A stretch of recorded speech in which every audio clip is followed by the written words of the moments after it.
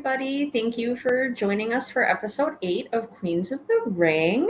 I'm Sarah, and I'm joined by my lovely friends. I've got Denise, and our new co hosts with us moving forward will be Miss Tati and Miss Hey. Martina. I'm so excited you guys are here with us. This is going to be so much fun. Thank you. Happy to be Thank here. you. Yay, you're welcome. You're welcome. And we've got, our old faithful producer Mitch behind the scenes. Oh, hey Robert, how's it going? Hey, Thank you Robert. for joining us. Yes, thank you. But yeah, so we've got some stuff to talk about tonight, some different topics, and different questions to talk about. So before we start with our topics, though, I'm going to ask Tati and Martina just to tell us a little bit about themselves and where we can find you guys on social media. So, Tati, I'll start with you. Yes, my name is Tatiana. I do wrestling content. I do watch alongs and reviews.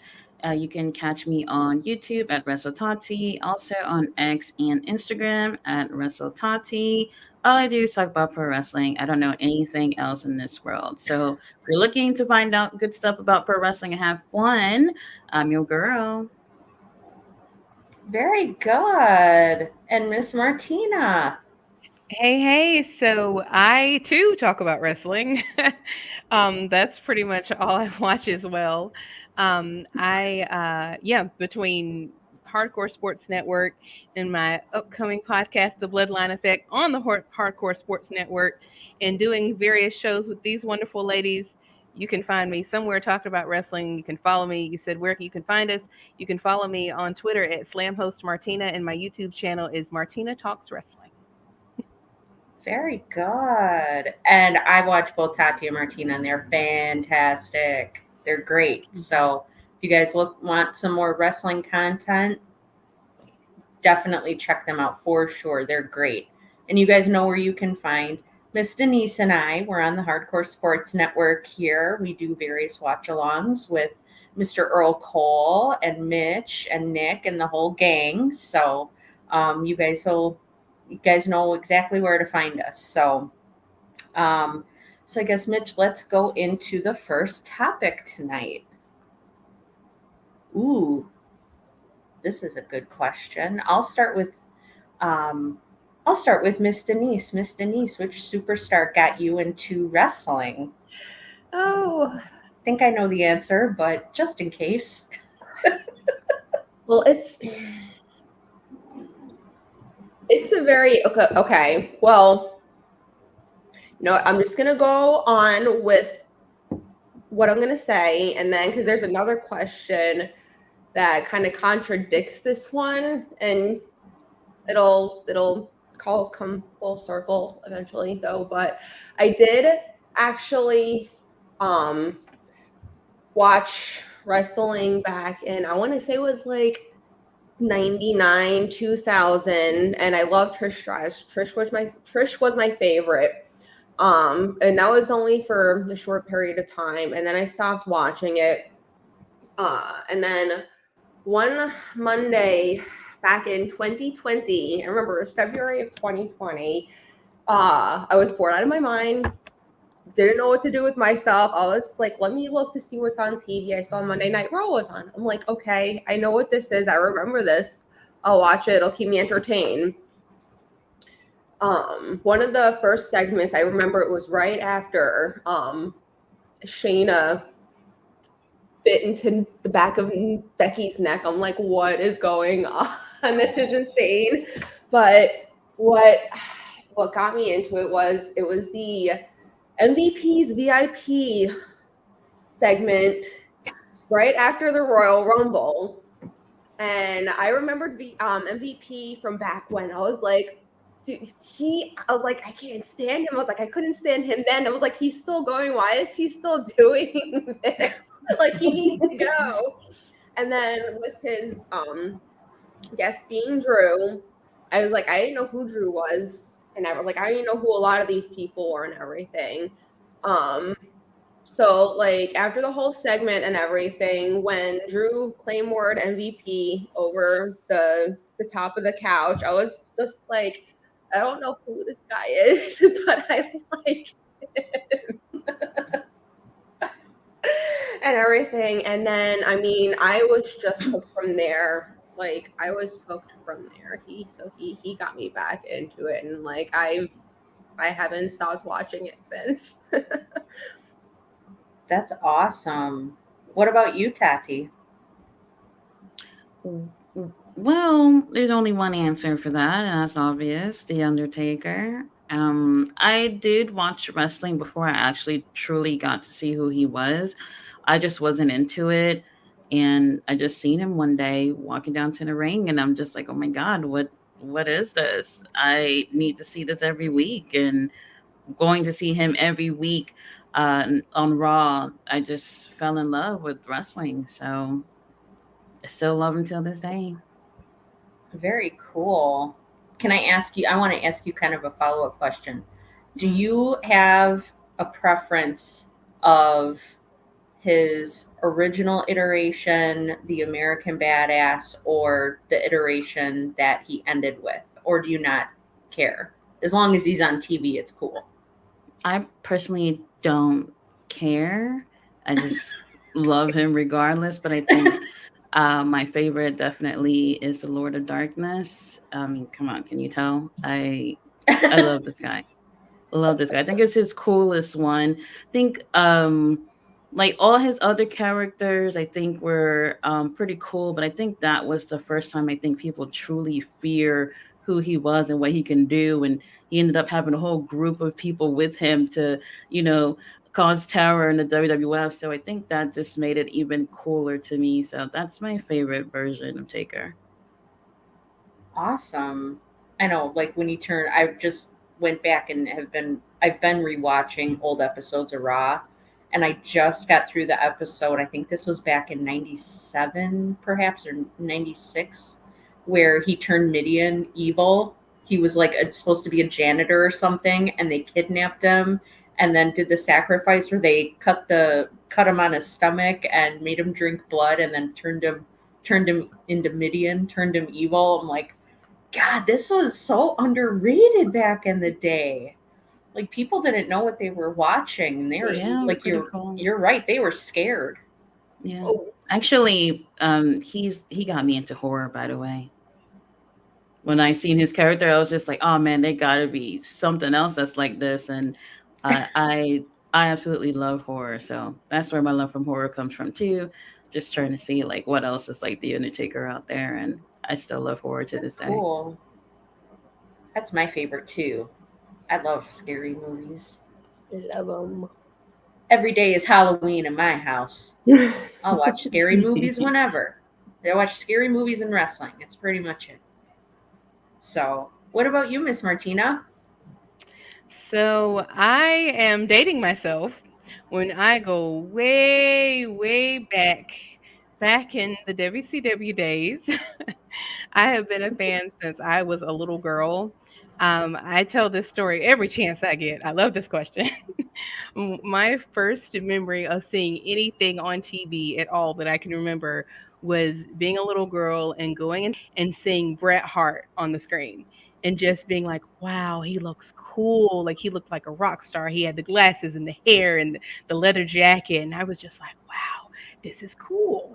So I've been watching with my family ever since. It was always a family affair between my parents, my grandparents, extended family. It was like a family reunion. Every time WrestleMania, any pay per view, we all get together. Like back in the day when you had to like pay like $75 for it.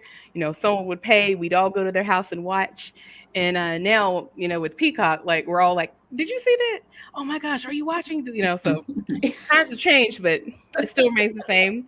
I still watch with my family, and now that I have a daughter, I watch with my daughter, and she loves wrestling. So we just keep it going. Oh, I Mhm. love that. I love that. And that's a good family tradition to have too. Especially if y'all aren't, you're not living close to each other where you can see each other regularly. It's still something you guys can it brings you guys all together, and you guys can have conversations about it. It does. which is so. How does the rest of your family feel about Roman Reigns? Oh, we're hardcore. We're all on the board here. Very cohesive here. Now, I do have some friends who, to troll me, will be like, "Man, ain't nobody trying to see Roman." I'm like, don't do that. Don't do that. Like, when it all comes down to it, we're all fans, but people love to mess with me though. They'll be like, oh, I saw your boy Cody, or I saw someone they know I don't like. They're like, oh, I'm gonna get you a so and so shirt, like fill in the blanket. So I'm like, I saw it was on sale. You want me to get you one? I'm like, oh, they love to tease me, especially now that they know I'm doing this. So we Oh, I have fun with bet. it.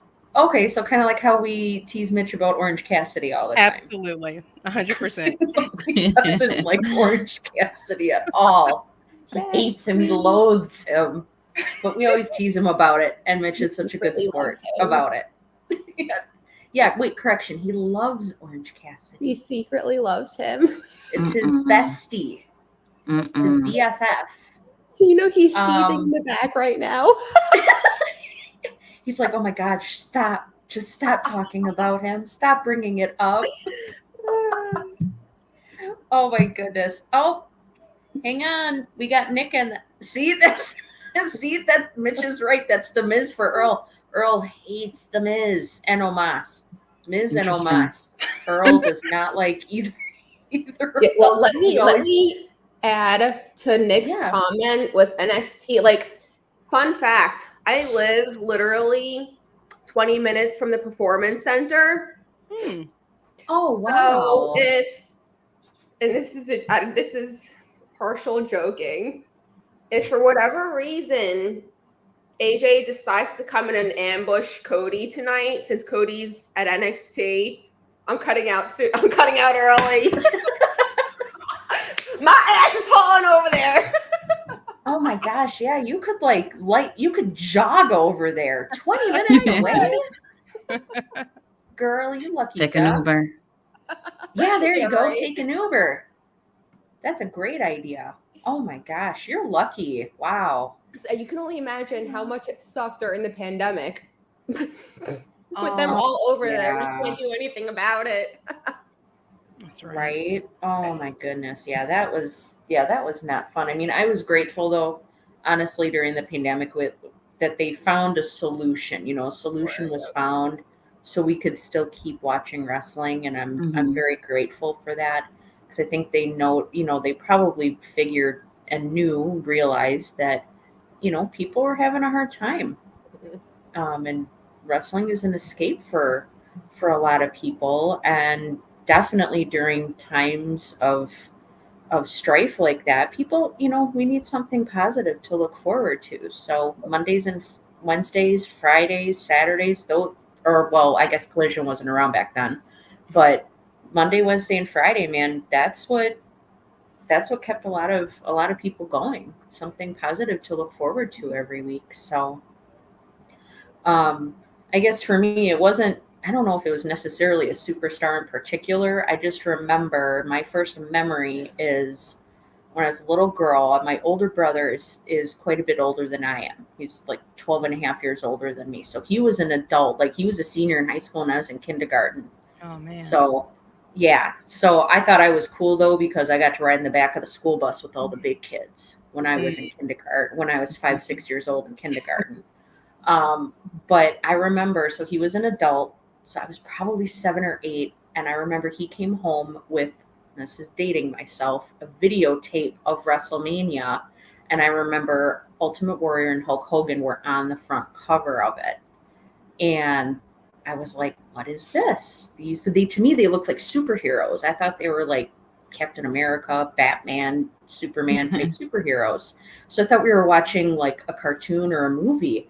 And when you put it in, I'm like, I just remember sitting there like with my mouth open, and I have a younger brother and a younger sister as well.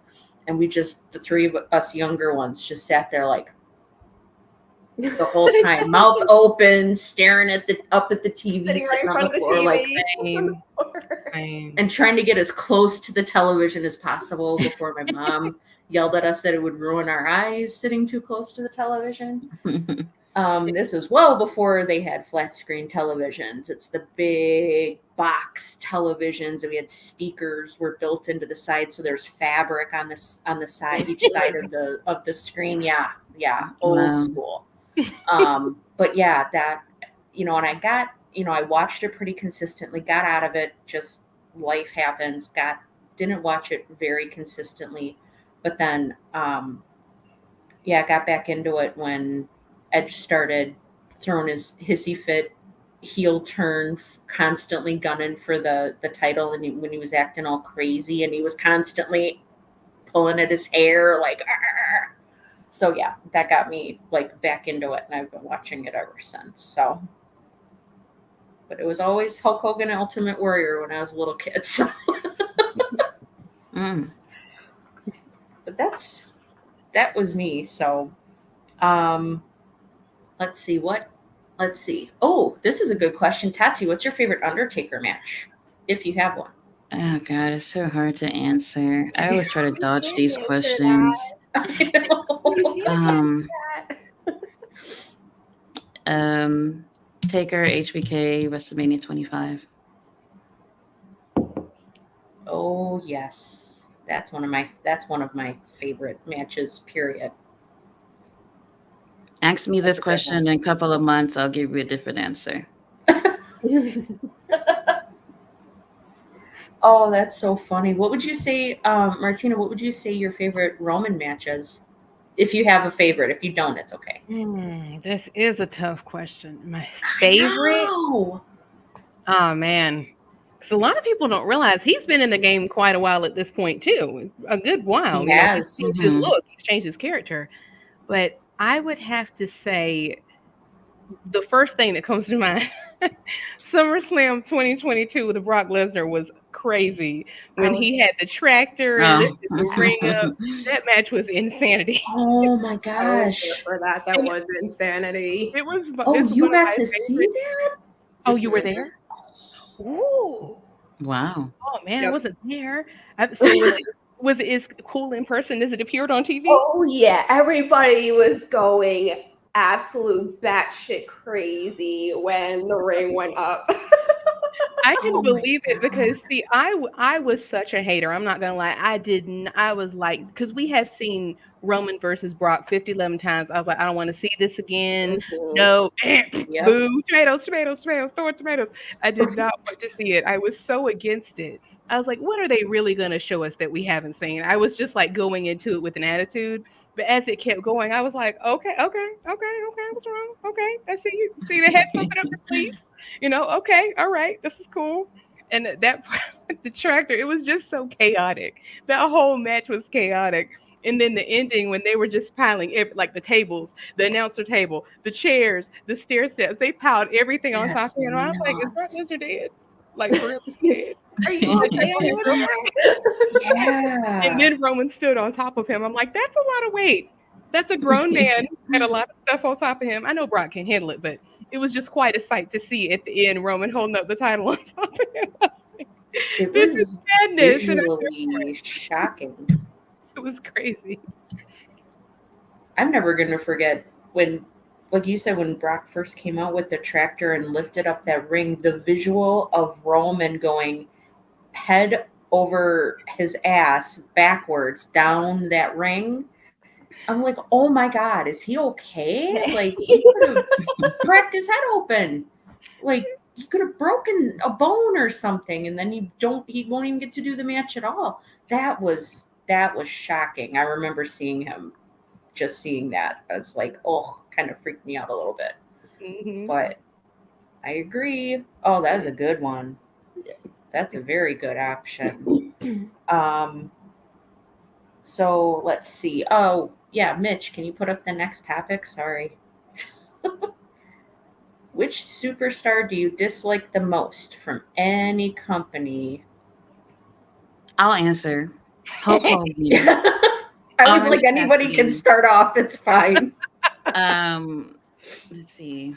Those two are like Chris Jericho. Those are my main Wait, three. what was the first one? Hulk Hogan. Okay, gotcha. And that's not a wrong answer. Oh no, Nope. no. Hey, I have a list. No. Drop it onto the floor. So Chris Jericho, how he is right now, I don't really find him to be like, if he was part of my company, I would have him like do back behind the scenes type of stuff and wrestle every once in a while. He doesn't add any value to the roster, I believe. Like, he doesn't do anything that helps the younger talent. He keep working with them, but nobody has actually gone on to do bigger and better things after leaving him. And I'm sorry to say, that just wasted space on TV. Could be using someone Yeah. else. No, I understand. I'm not feeling this gimmick, this learning tree thing. I'm like, this is dumb. I don't like it.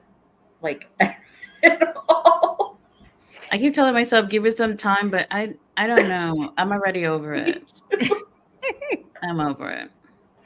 It's Y'all, like, these well, comments. it seems kind of strange. I'm like, this seems kind of strange, but I'll give it a shot. Just give it, let it go, let it play out. And yeah, hasn't. Kind of like with Cody Rhodes after WrestleMania. I'm like, give Oh, myself some. Hmm, Give it funny some you would have been should my time. number say that. two answer. That's a nice That would have segue. been my number two answer. Cody Rhodes.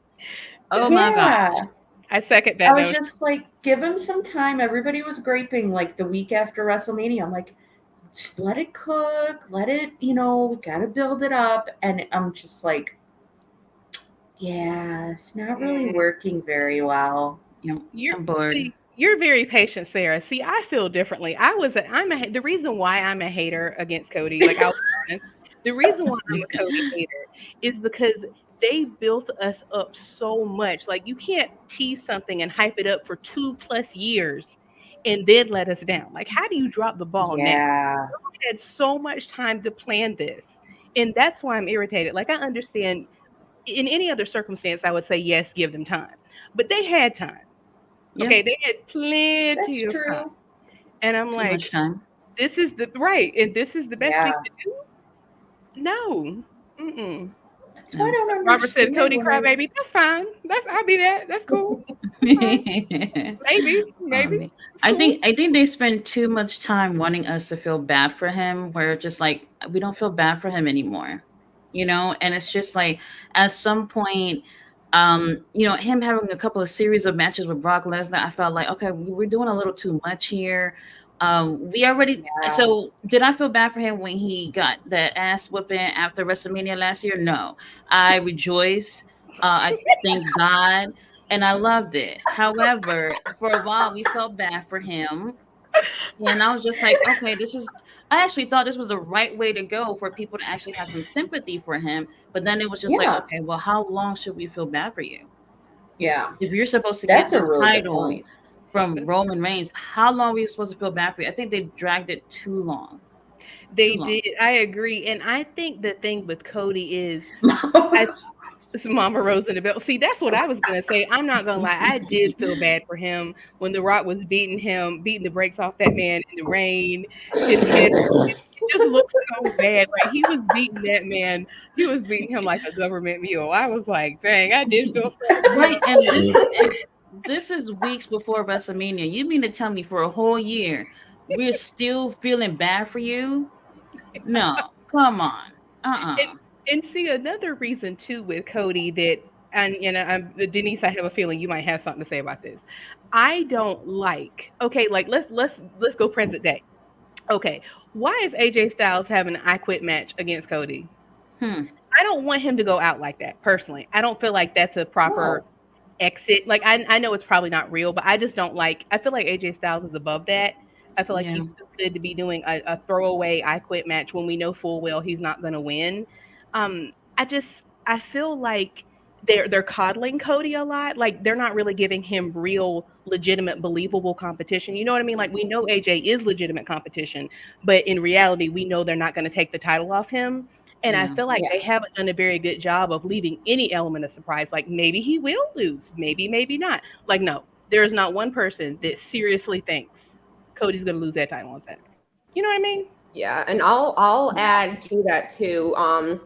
Somebody that I follow on Twitter made, like, I didn't even think about it until I was like, He has been. That is a very good point. He has been in 3. This will be number 4 I Quit matches.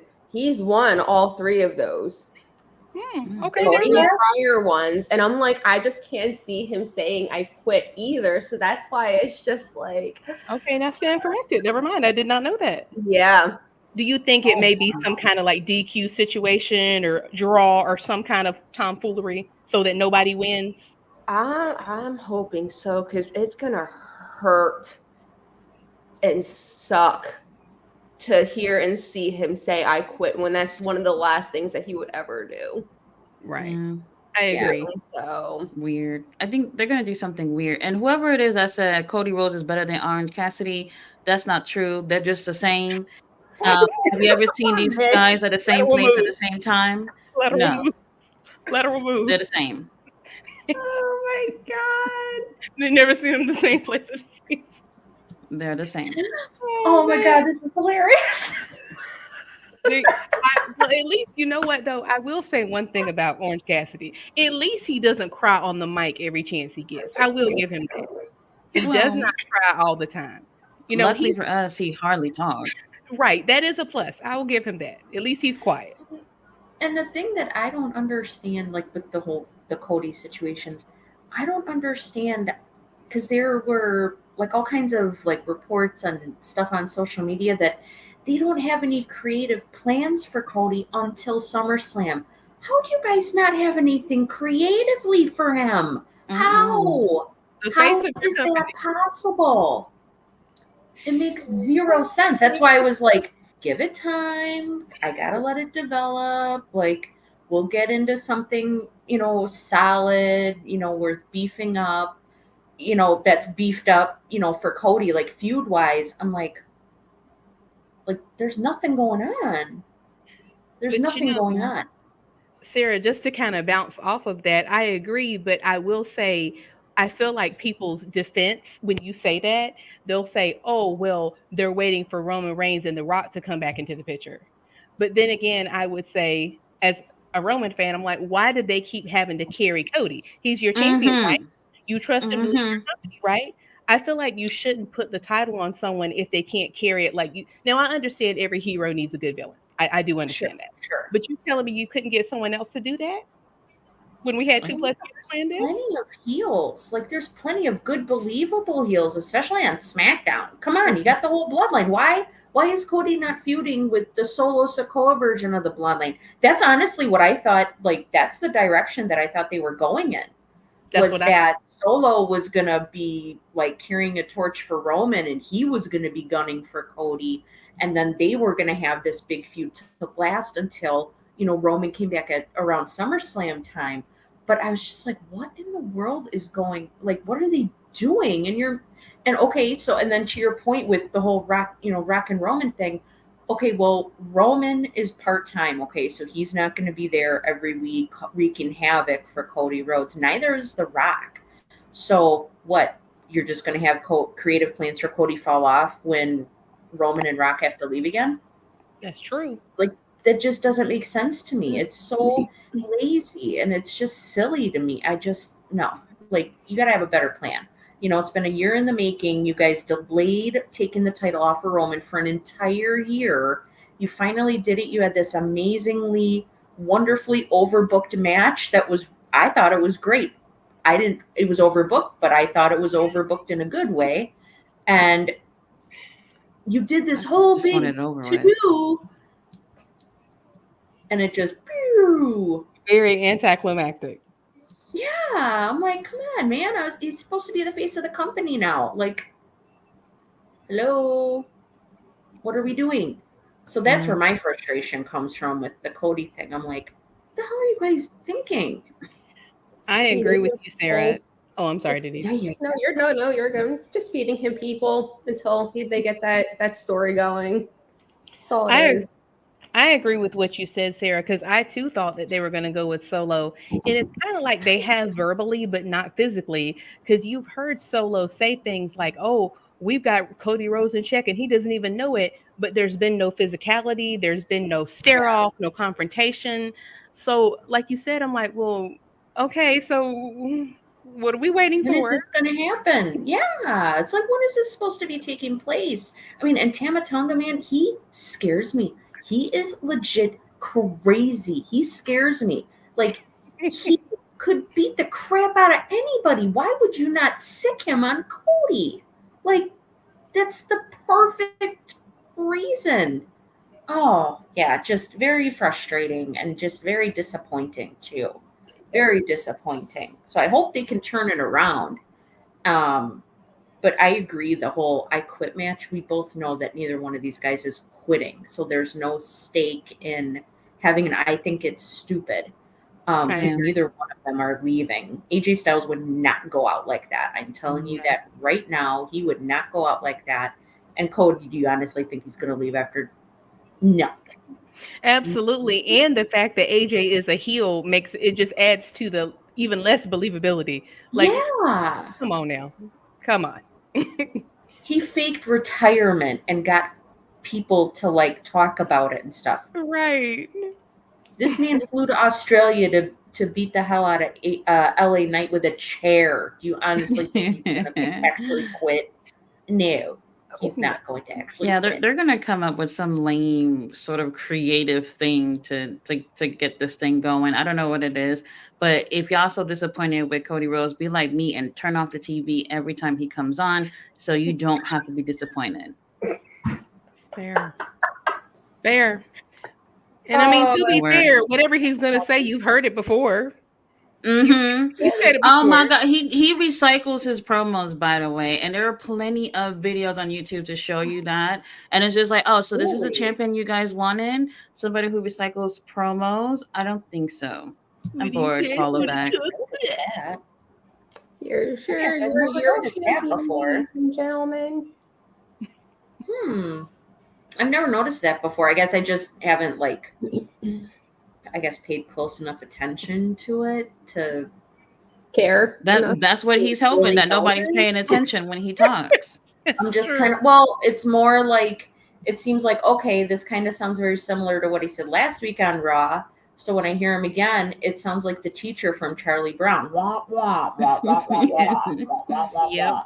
Except his promo with Paul Heyman, I will say that was different. That was a little bit different. You could see the emotion in both him and Heyman. So that promo I didn't mind so much because it was real and believable. But yeah, I'm disappointed with it. And I was like, give it time. I'm telling everybody, give it time.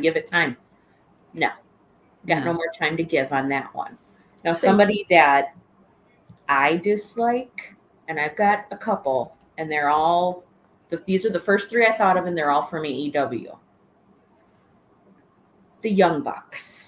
I do not like the Young Bucks. I never have liked them. And now with this new gimmick they have going on, they're even more douchey than they were before.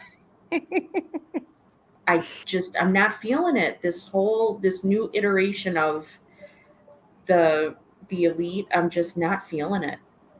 Like, this is lame. This is so lame. And now you're dragging Okada into it too. Mm-hmm. I'll secretly admit they made me chuckle a time or two. And that's all they're going to get out of me, though. just super douchey. That's it. Oh my God. Young Buck thief, y'all are hilarious.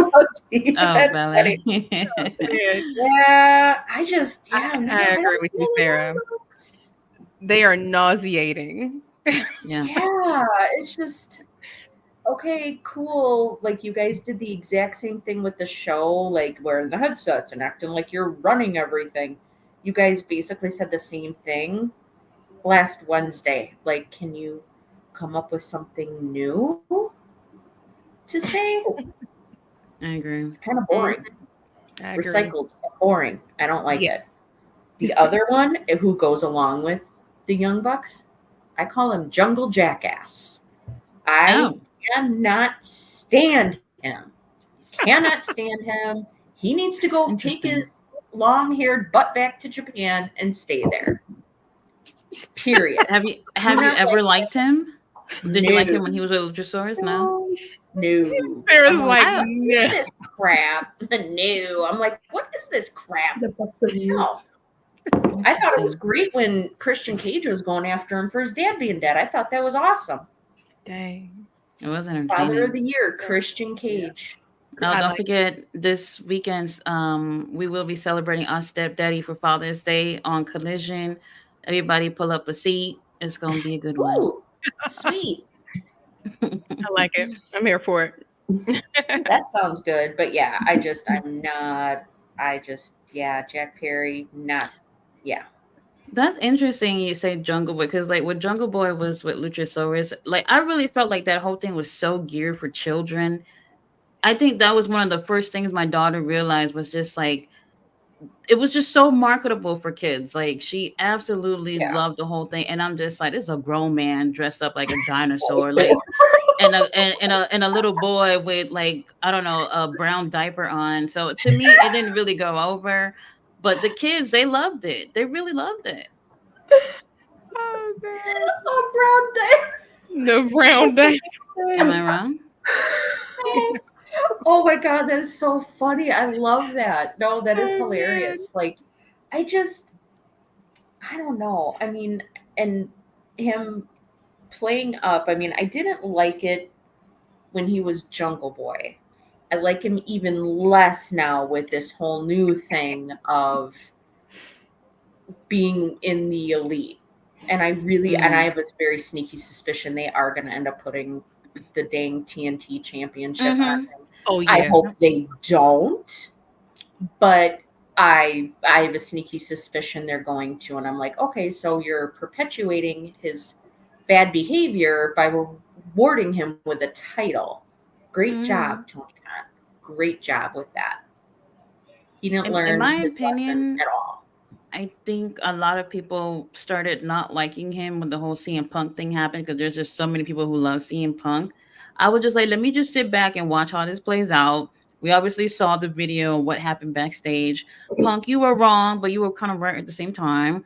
For me, Jack Perry, I've always thought he was a really great wrestler. They consider him to be one of the 4 pillars of AEW, which I thought was a great thing because it was 4 young talent like Darby Allin, MJF, Sammy Guevara, who are all really talented wrestlers. And I thought with them kind of putting them out there as 4 pillars will bring them up. Not really, not at least for Jungle Boy. I think he could do better on the mic. I think he's great in the ring. I don't know if anybody saw him I think back in April, the New Japan pay-per-view. He did really, really well. He did really, really well. And I was just like, okay, maybe I'm not buying you being the bad guy here. But if this is something that helped elevate your career, I'll take it. Because I really do feel like AEW is lacking in helping a lot of these young guys go over. And we'll see what happens. I hope they don't just give him the title. But, if something happens where he ends up getting, better stuff out of his career, I guess I'm okay with that. I could see that. Like I said, I have a very sneaky suspicion, and even though they made the rule that they can't have anybody at ringside for all those matches leading up to the finals for winning the TNT championship, I could totally see him and the Young Bucks, whether it's storyline format or, whether it's kayfabe, not kayfabe, I could totally see them not listening and disregarding that and still using shenanigans to some. And I don't like, I'm like on the same wavelength with Earl, and I don't like shenanigans. It's always the same thing. So if they were to do something different, like have a distraction, but have it be something a little different, that'd be fine. But don't just come down, jump on the ring apron, knock out the ref, or it seems like it's always the same thing. And it's the same thing with the Young Bucks too. It's just the same recycled stuff over and over again. It's just annoying. Mm-hmm. It's like they're trying to insult our intelligence. Like he had a match with Dustin on Wednesday. I don't know if this is for to qualify for the TNT match. Dustin, you bored us with that promo. It was like 11 minutes. That's not cool. If that's the case, I don't see Justin winning that. Why would they need him in part of a ladder match? To be honest with you, I could totally see Jack winning that. I don't know if they did say if that's what it was, but Jack would definitely win that and move on to the ladder match, and I could see him winning. My pick though is Takeshita. I want to see Takeshita win. Oh yeah. I agree with I'm you. surprised he hasn't won more matches. He has just consistently been losing.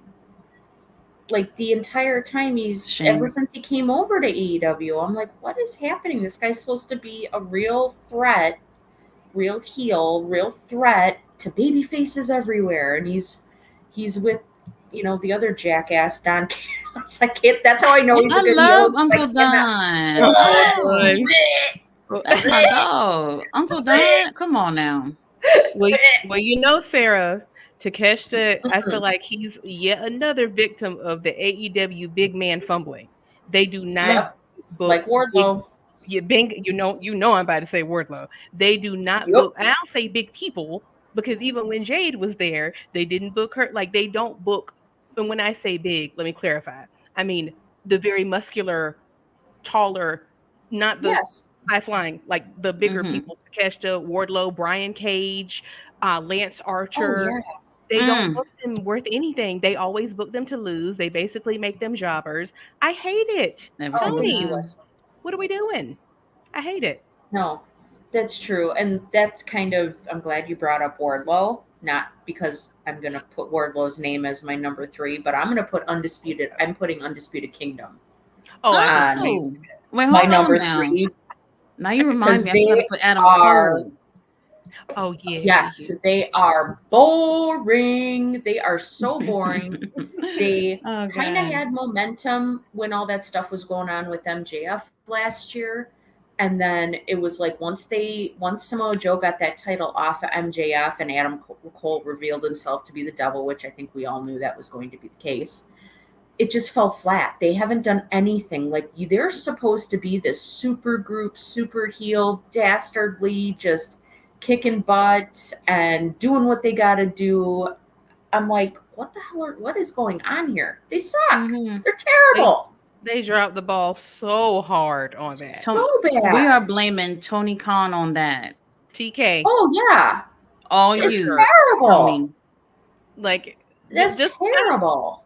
kind of like we said with Cody, like you can't build us up so much and then, just completely drop the ball. It's like Yes. they're an afterthought at this point. We're They losing knew. They knew Adam Cole obviously broke his leg or whatever it was before they even revealed it. There was time for them to actually pull back and say, okay, let's get someone else because Adam Cole is useless. So instead of getting someone else, they decided to go with it. And that was the biggest thing. They do have potential, and I still think they have potential. I really do believe that if they just take Wardlow out, let's just pretend he was never in there. We all would like to pretend. And put Kyle O'Reilly in that group and have Kyle kind of be like an interim leader of the group. And when Adam Cole isn't so fragile and heal and get back into the ring, he can get back into the story and try to take over the group again. Whatever. Like there's still time to do something, but if they keep going the same route, it's just done. People know like that whole group, Adam Cole, Kyle O'Reilly, the Kingdom, Roderick, they all have history way back in Ring of Honor. Like people love these guys together, whether they're good guys or the bad guys. And I really feel like Tony Khan, once again, is not taking advantage of what they can actually do with these guys. A lot of times, like I really don't want to like them, but it's just like when you really think about it, it's how they're booked. Mm-hmm. I think Tony Khan he's notorious for that. He'll take likable people, otherwise likable people, or previously likable people, and make them unlikable because they're booked so badly, it's just hard to get into. Oh my God, it's been awful. It's been so boring. I'm like, what the hell was he do? What are they doing? And what I really didn't like was when Adam Cole did that promo and he was in like a library and he was like reading from a storybook. I remember at the end of that, later in the night in the episode, I think he and the rest of Undisputed Kingdom was down at the ring, and he flat out told Wardlow, you are going to get that title, win that title from Samoa Joe, and you're going to give it to me. Mm-mm. Really? Wow. Really? You're Not gonna make Wardlow do anything you're about. He's probably about as tall as I am. I'm 5'2.5". You are probably not much taller than me, sir, and you're gonna make Wardlow is 3 times the size of Adam Cole. No way. Like, what? That made That's no so sense. ridiculous. And then they had the audacity that he didn't even win it. I'm like, why did they even have to bother to No, say that? I'm like, That was dumb. What? See, when they said that, it I was so thought, stupid. because I'm always hashtag justice for Wardlow. I was like, okay, maybe he will get the title briefly, and then he'll like turn on Adam Cole and go do his own thing. Yeah. No, they didn't even do that. Nothing. He lost.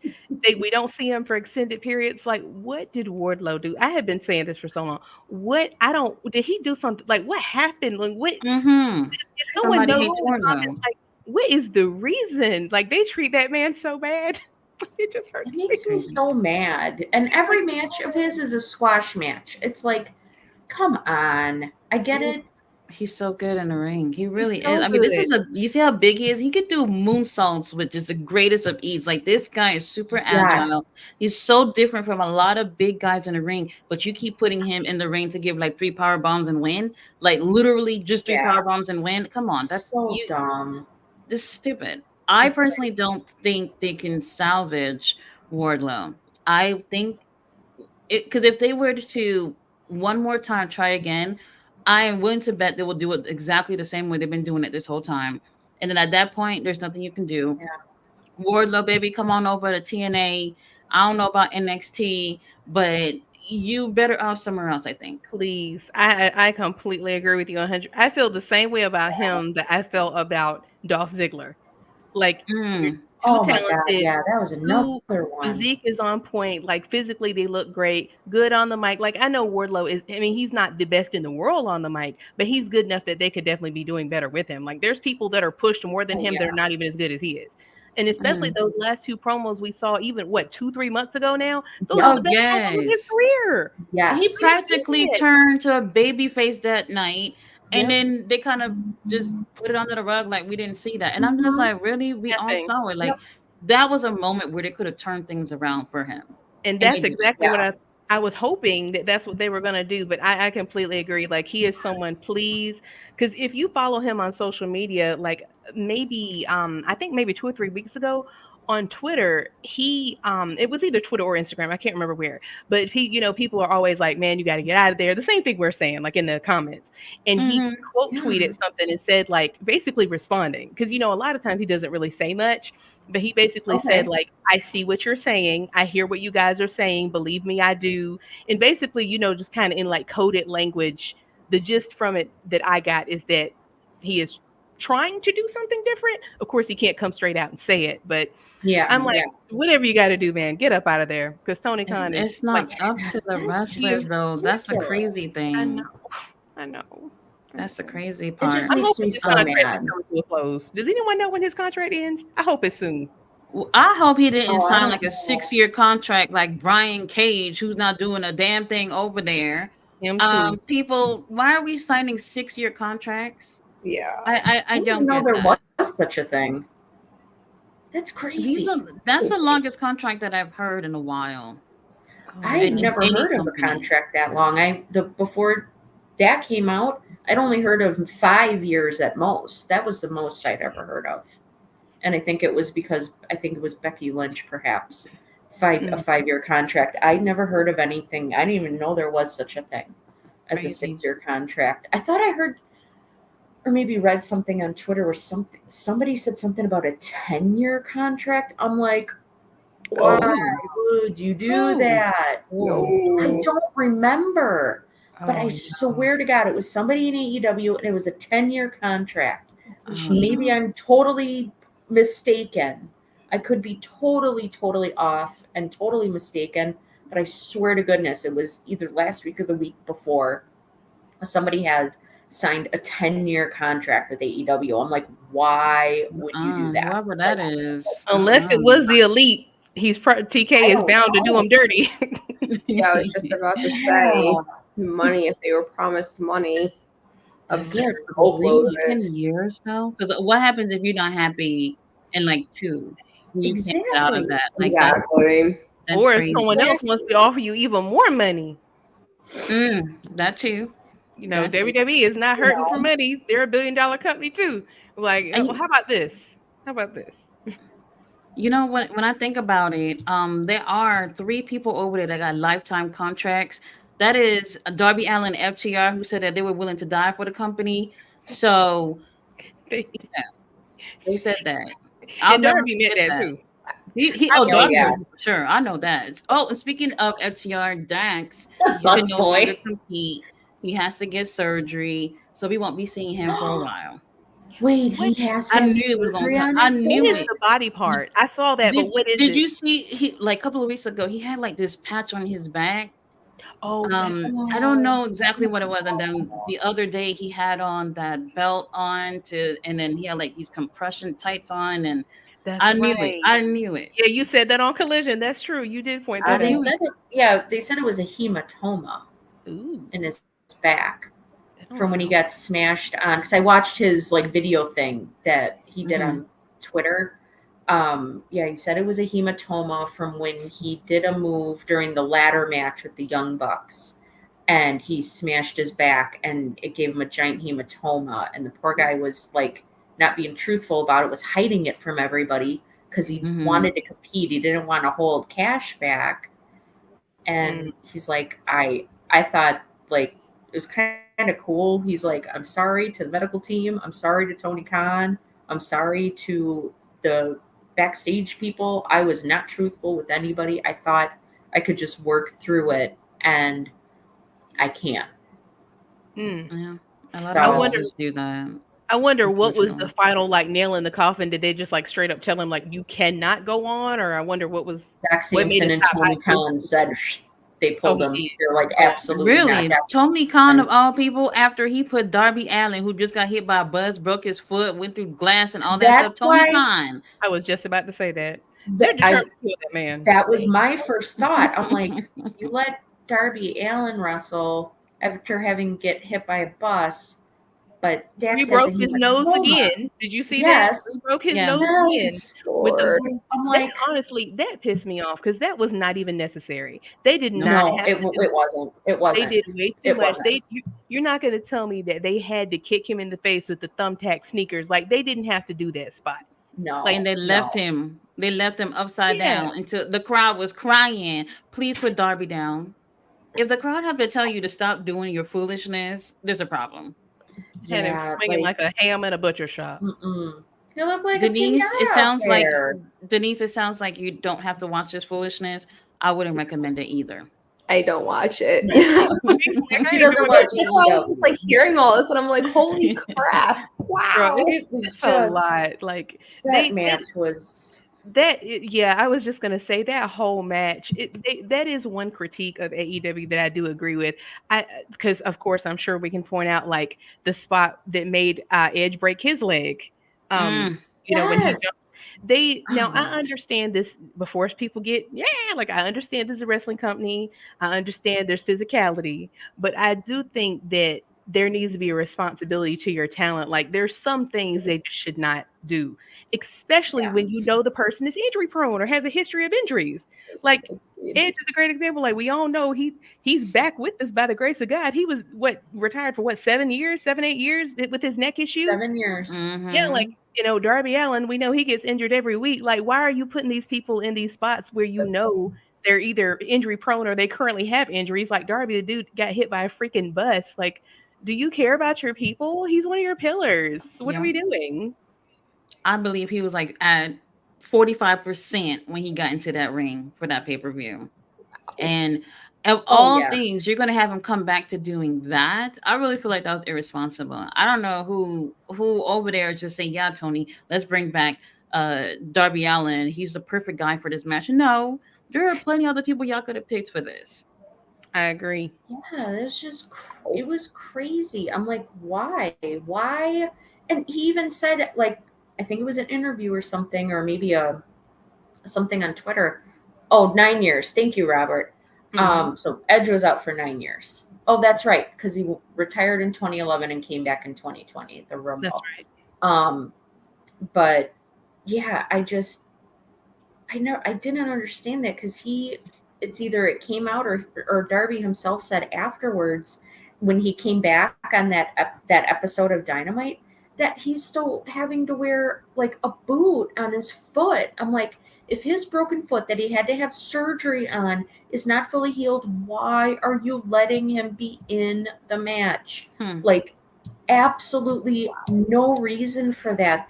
You got a whole locker room full of people. Pick one.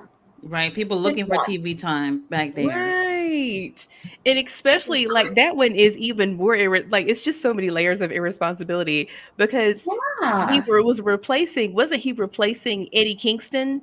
Eddie Kingston was not even gonna be able to stand no more, so they had to get rid of him. Yeah, that's my, like you're replacing an injured man with another injured man. Another injured man. Like, what are you thinking? That's crazy. Wow. Yeah. Priorities, I'm telling you. Priorities. I'm like, I didn't think I remember. I was like, it was when he came back. I said to Earl, I'm like, I didn't think he was ready to come back yet. I thought he would have been out for a few more months at least. Yeah. And Earl and I, we just kind of looked at each other like, okay. I'm certainly hoping that now, like, can they please let that man rest? Please. He needs to fully heal. Like, and I do think it was like the hand of God preventing him from climbing Mount Everest. Oh, it was. Why he got hit by that bus, preventing him from climbing Mount Everest. Because we all know he totally was going to, and he would have to. I don't mean to laugh, but that is so funny because people were saying that in the comments, like on Twitter. People were like, "Man, I don't think it's meant to be. The universe doesn't want you to do this. Like the universe sent a bus to hit that man, not to kill him, just to stop him from climbing Mount Everest." That's crazy. Crazy. I mean, this man's life is insane. I remember him saying the very last match he wrestled, or the last time he was on Dynamite, he said, I don't care if I die, I am going to climb Mount Everest. I don't care if it kills me. I'd rather live doing something that I enjoy, something I'm passionate about, than die not having done it. So I'm going to go and do it. If it kills me, then this was a great last match, and it was nice wrestling for everybody. Basically the gist. That was basically the gist of it. But I was just like, what? Why are you letting him go out here and say this stuff? And do this stuff? Like, what? Yeah. It makes him look like he loves AEW so much when he goes out and do stuff like that. And I'm just like, no, we don't want you to die. Like, calm down. No. And he's young. Like, dude, if he would, if he'd dial back a little bit, he could have much more years to his career. But at the rate he's going now, dude. More years to his life. Right. Have y'all seen him on social media? He's even just as bad on social media, doing all this crazy stuff that nobody's asking him to do. Like, it's just wild, absolutely wild. That's craziness. Oh my goodness. Do you have, Denise? I know we kind of went off a little bit. Hey, it happens. It's not a bad thing.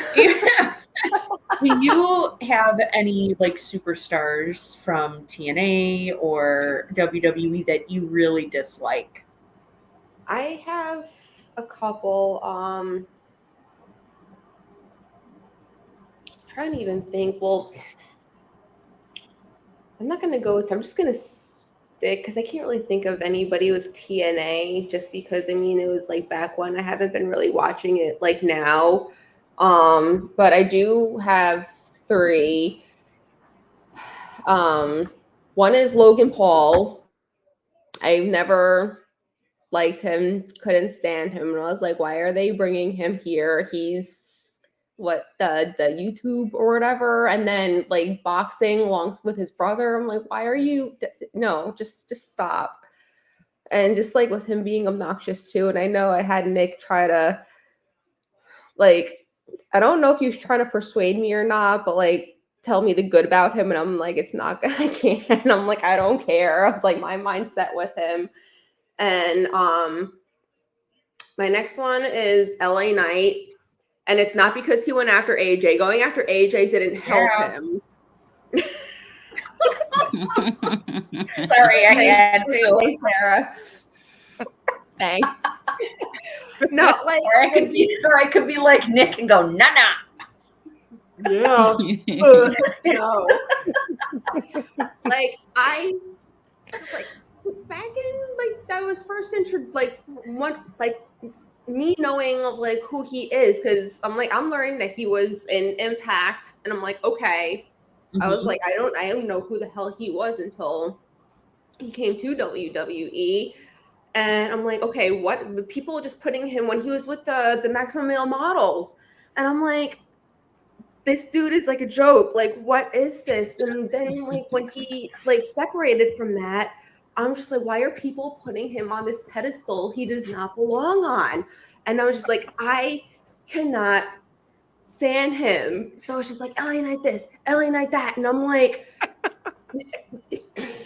I'm just gonna keep my mouth shut. And then what didn't help him at all was just the random going after AJ. And I was like, okay, I didn't like, I really can't stand it. So it's just like all the chants and stuff like that. I'm just sitting there like in a live show. I'm just sitting there and I'm like, nope. And he comes out, everybody goes berserk and they stand up, and I'm just sitting here and I was like, nope, I can't. I'm not giving him support.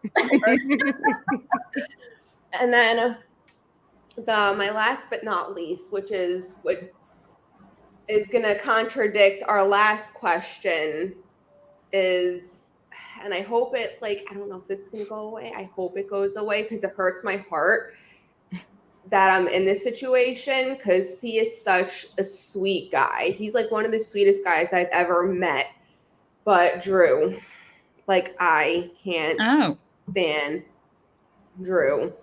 Like, when I was I deal with depression, and when late last year, like, Mitch knows, Sarah knows, Earl knows, like, when late last year when AJ was out, like, that didn't help it at all and everything. And someone who I used to be friends with, like, I actually met her because of Drew. Like, it was a mutual interest.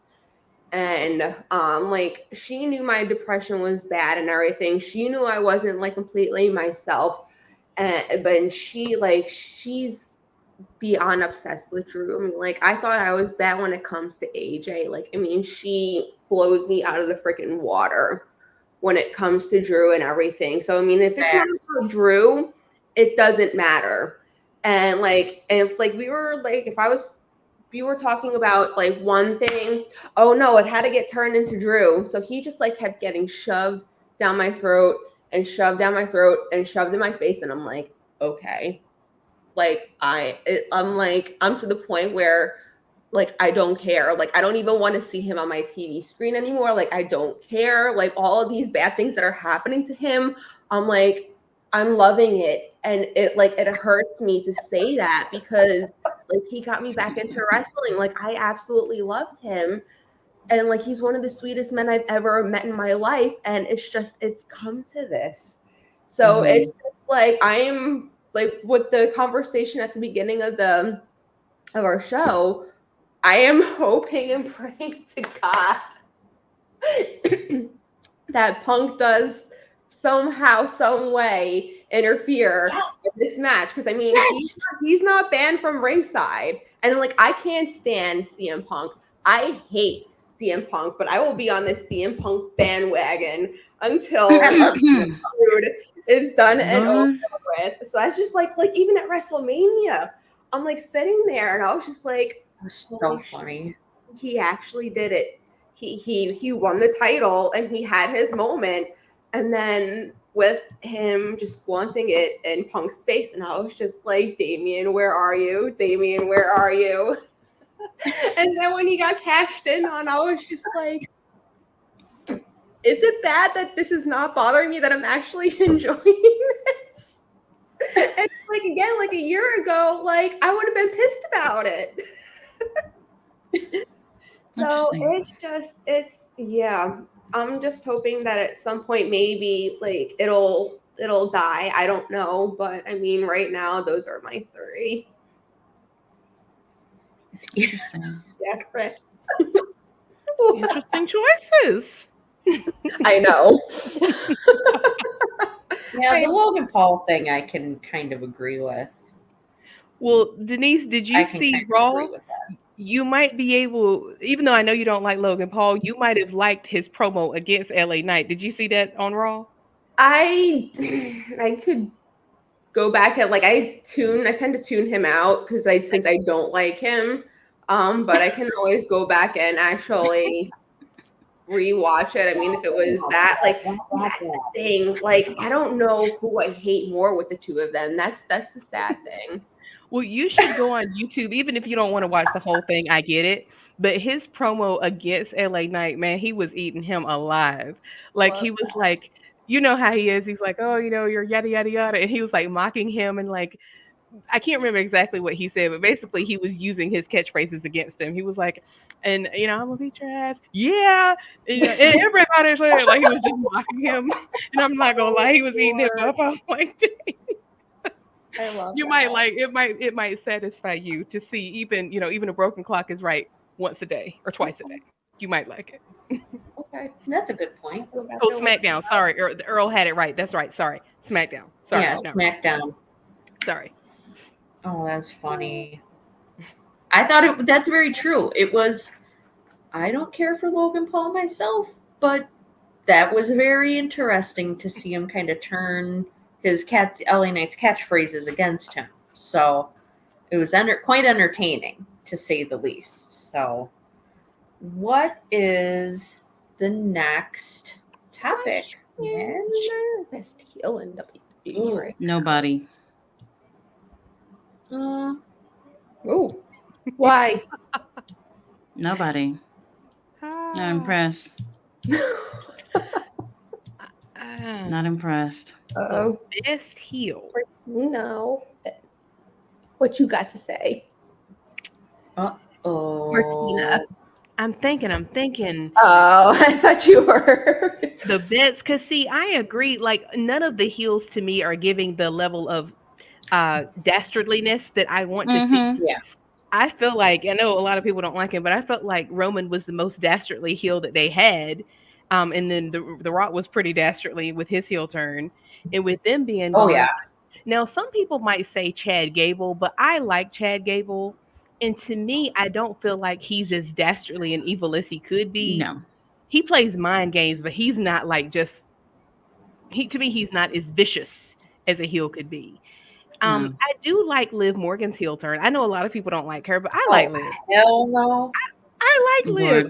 Lord. Now here's my thing about Liv. I know a lot of people don't like her. A lot of people are Rhea fans. I like Rhea. I do not like Rhea and Dominic. I hate it with a deep-seated passion. I don't like Mommy. I don't like it. To me, it's cheesy. I don't like that. I want her to be either by herself or with someone else. So I was totally okay with, she had to drop the title. She didn't, Liv didn't take it from her. She dropped it because she was injured. Yeah. So I like Liv, but she's not my favorite heel. I would have to agree with Tati. I don't have a favorite heel. They're not evil enough. Not at all. You guys are right. Because who I immediately thought of was Chad Gable, and his is more like a bullying type of heel. He's not doing really terrible, horrible, mean things to people and things like that. I just don't like the whole smacking Otis and being demeaning. That I don't like, so that's why I put Chad Gable down. Made note of it because I'm like, yeah, this is kind of making me feel weird watching this. I don't like this. It's kind of part of my language. It's kind of like shit or get off the pot. Really be a heel or don't be one at all. Period. Why you say that? Yeah. Because Right. I don't, because I don't think he's not to the point where it's really terrible. I think he could be better as he could be more heel-ish.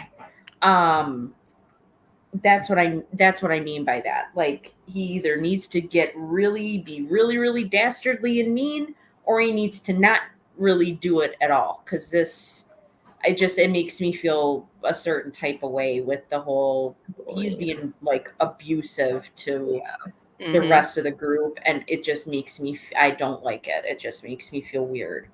But I think he would be. I think he'd be excellent heel. The only other person I could think of would be, especially after watching Raw last night, was Braun Breaker, with just him being like, yeah, that's the only other person I could think of that kind of is on the right track, not like all the way there yet. Because I mean, throwing Ricochet through the windshield of that car, yeah, that was, and then the way Ricochet bounced off the concrete, like that was crazy. That looked like a really bad fall. But yeah, that's kind of what I'm thinking. Sarah, you're right. That I forgot all about him. He was, that was a similar. I felt similarly watching that beat down that The Rock gave Cody that I was talking about before. Similar levels of just pure hatred, pure just human wrecking ball. Like poor Ricochet. I know his back is hurting right now because now I know that I understand this is scripted entertainment, but that looked like that hurt. Painful. There's a difference between scripted and fake. There's nothing fake about it. Oh yeah, absolutely. No, definitely not. I just say that because people will be like, well, it's scripted, like those type of people. And I say all that to say, I'm like, yeah, I mean, it might be, but I think knowing that you're going to go through a windshield doesn't make it hurt any less when you go through that windshield. I agree. With Chad, it's like a school bullying. I mean, look at the people in his group: Tozawa, Maxine, Otis of all people. Like, you bullying these people. Like, those are the people. Like, if this was like school, the whole school would be ganging up on Chad because they're just like, hey, you don't pick on these people. Well, everybody in the school. I don't find that to be heelish, to be honest with you. It's just, I guess it's really mean. Right, it's mean, really but mean. not heelish, not for wrestling. Yeah. No, you're absolutely right with that. What do you think, Denise? I mean, I'm with all you guys too. I mean, even like with Chad, I mean, like I read, I'm sure that the three of you did as well, but that like it was easy for Chad to embrace this heel turn because that's kind of like who he is in real life. And in my head, I'm just like, I kind of jaw dropped and I'm like, are you serious? So I'm just like, so it just kind of like, because I like Chad too, but then learning that, I mean, it kind of made me lose a little bit of respect for him just because like, if like that's how you are in real life to a degree, I mean, like I would not want to be associated with you. So I mean, like if you're gonna like, I just feel like he's embracing the heel turn the wrong way again with the whole bullying thing and everything. But I mean, it's just like y'all said. I mean, if you're gonna be a heel, be a heel. I mean, like even with like Braun Breaker, like he's just. But his sights are because he wasn't put in the King of the Ring tournament and everything. And I get that because other newcomers were put into the tournament and everything. But I'm just, when are you going to let that go? It's been over already.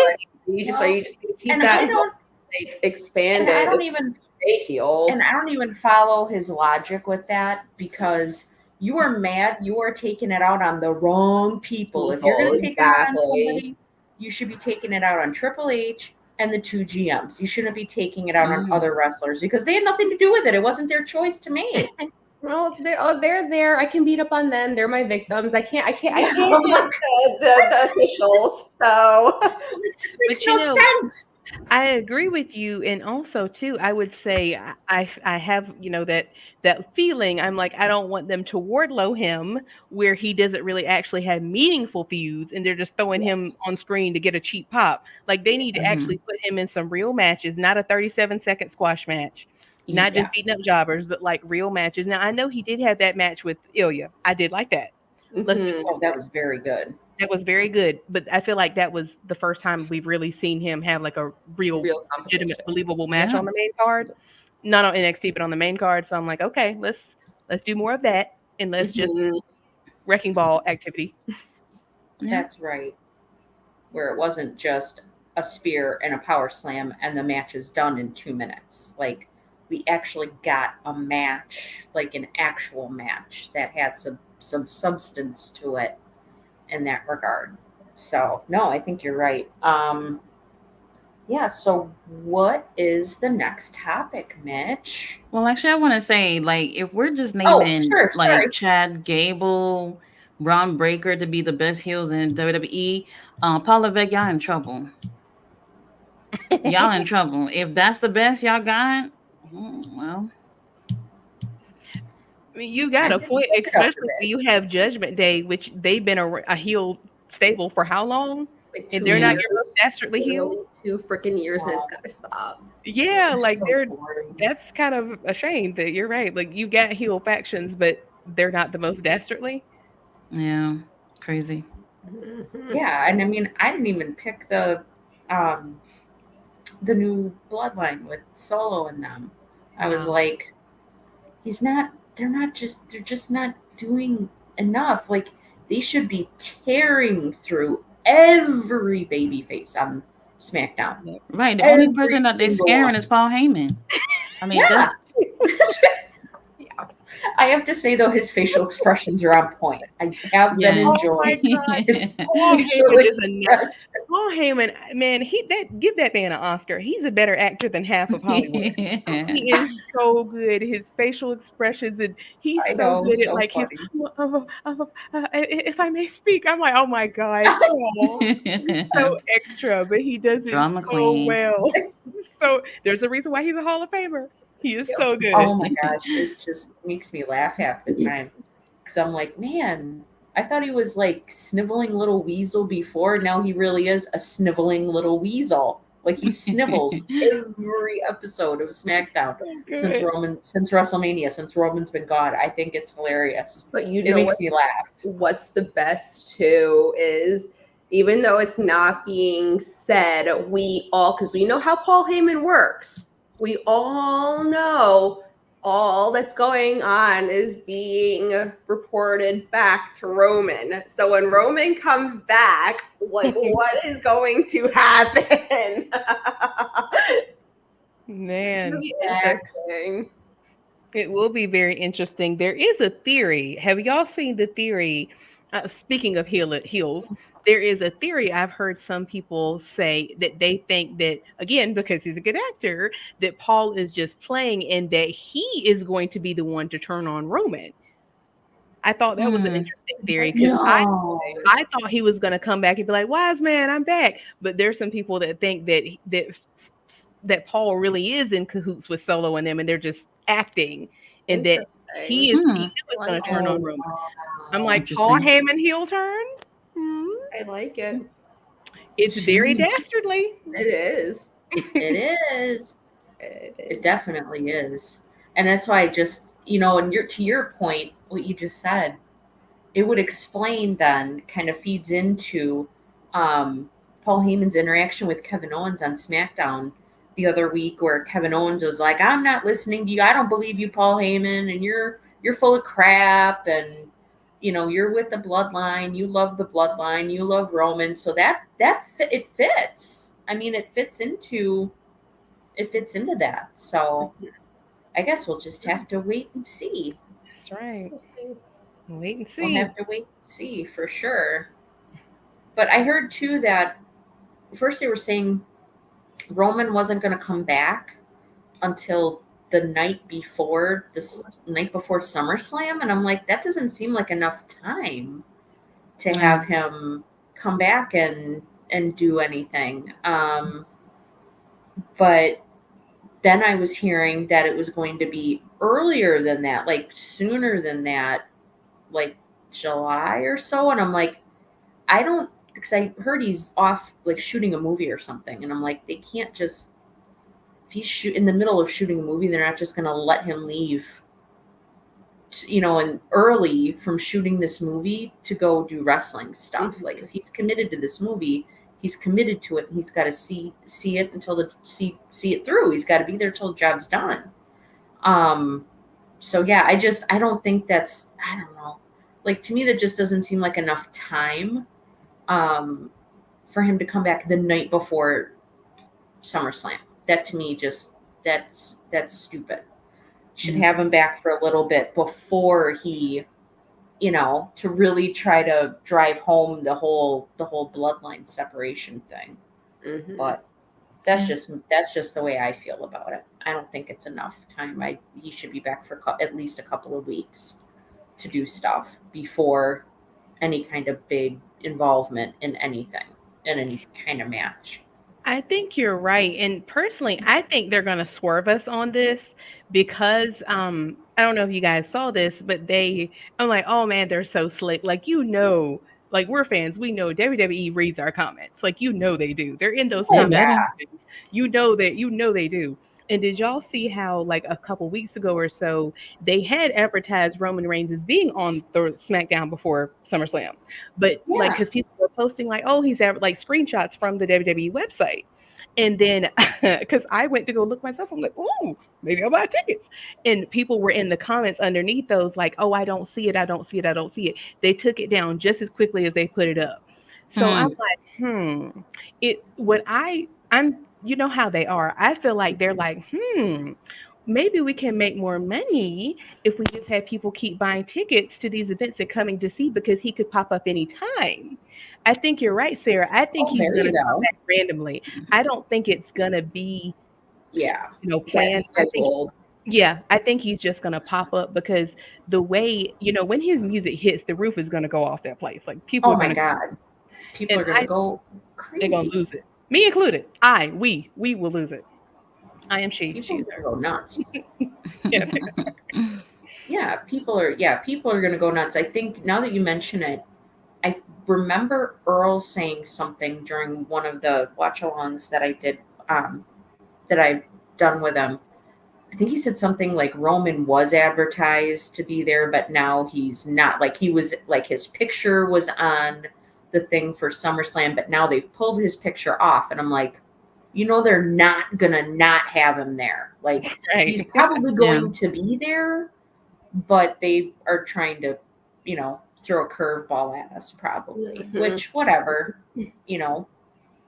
that, and it makes sense. It's a good marketing. It's good marketing, because now, like you said, Martina, they're going to have people scooping up those tickets left, right, and center for SmackDown, for everything.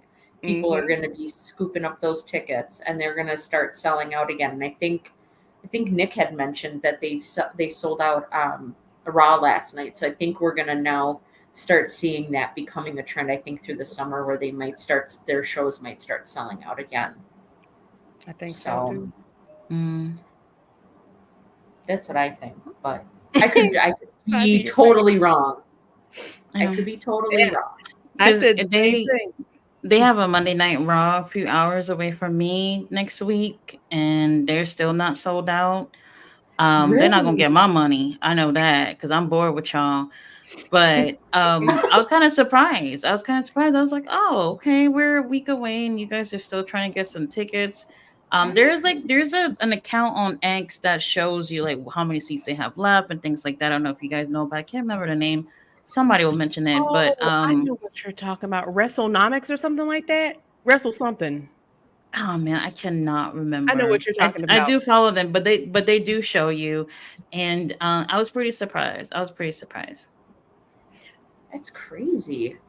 I think, well, we all know they've been watching for a while. They do lie sometimes. Like they'll say something is sold out, but it's not really sold out. Mm-hmm. Because I saw I thought I saw some people saying that they said they were sold out, but someone posted a picture and there are a bunch of empty seats. I don't know if it was Photoshop or something. I don't know. So I know, That's it. That's it, Earl. WrestleTix, yeah, that's the one. Wow. 'cause I know a lot of the seats are like resales and they don't sell. So unless they're like considering, ooh, it's actually like purchased, even though it's a resale, it's still sold and everything. So I don't know if that is, because I mean, like They're being double SmackDown's counted. coming for Orlando in August, and I'm like waiting to save up money for it. But I'm constantly going in to see like what's still available, and there's more pink than there is blue left. Mm. What does that mean? Like for on Ticketmaster, like if it's like the blue like dots or whatever, that seat hasn't been sold yet. If it's like just like white or like a gray, that seat like has been sold. But if there's like if it's like a pink, like a magenta color, almost actually Yeah. kind of close to like what is here, that means it's a resale. So it the like Ticketmaster like sold it, but the person who purchased that ticket is reselling it. Yeah. Oh, I see So- what you're saying. So then, like, and I'm just not very smart when it comes to this stuff. So like, so when they count that towards the show, you know, a show being sold out or almost sold out, do those resale tickets then, do they get counted twice then? I don't know. I don't Because think they so. shouldn't. Like, just 'cause No, of it the- counts once. Because Yeah, if they don't okay. sell it, then you don't sell it. Yeah. yeah, it's So just like a somebody resale, already the bought money it. is going towards the person, obviously. Well, I who's just selling it. I wasn't sure if they're like, you know how like the pay-per-views they'll or premium live events as WWE calls them, how they say, oh, we've sold 12,246 tickets. I wasn't sure if that total included did include the resale tickets, like when they were sold for the second time, or if it was just when Ticketmaster sold them the first time to whoever bought the ticket. Right. Right. It's only I wasn't counted sure. once. Because Okay. it's whether somebody sits there, it's already sold.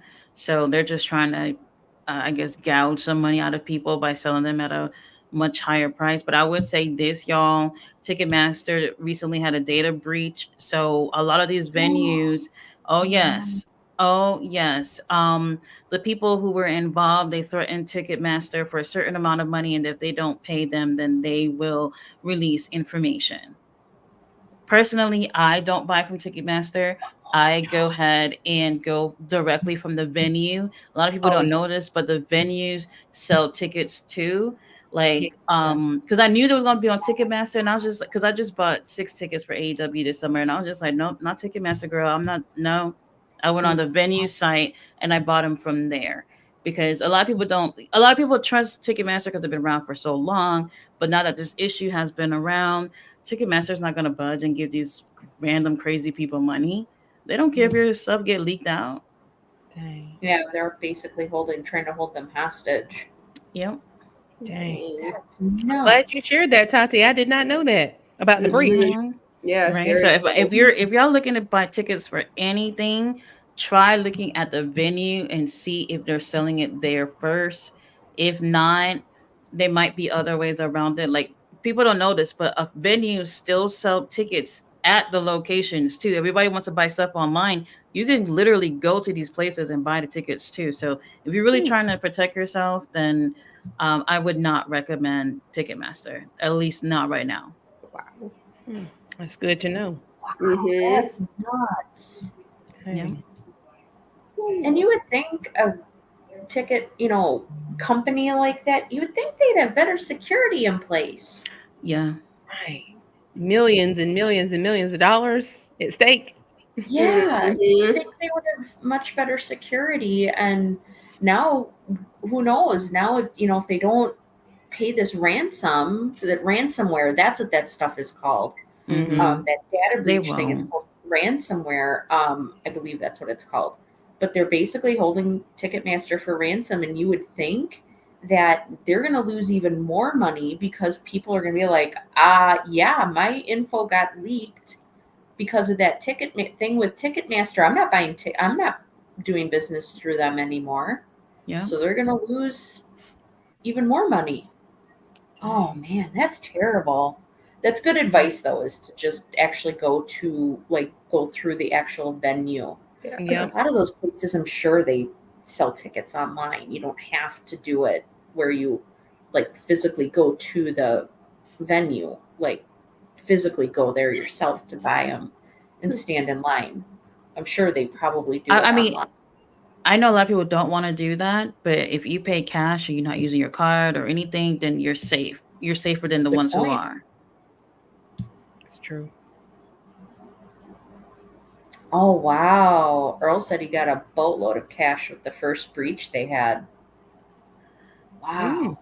That's Dang. insane. Yeah. Well, Jeez. I wouldn't want to risk it though. There's so many crazy things that can happen. Mm-mm.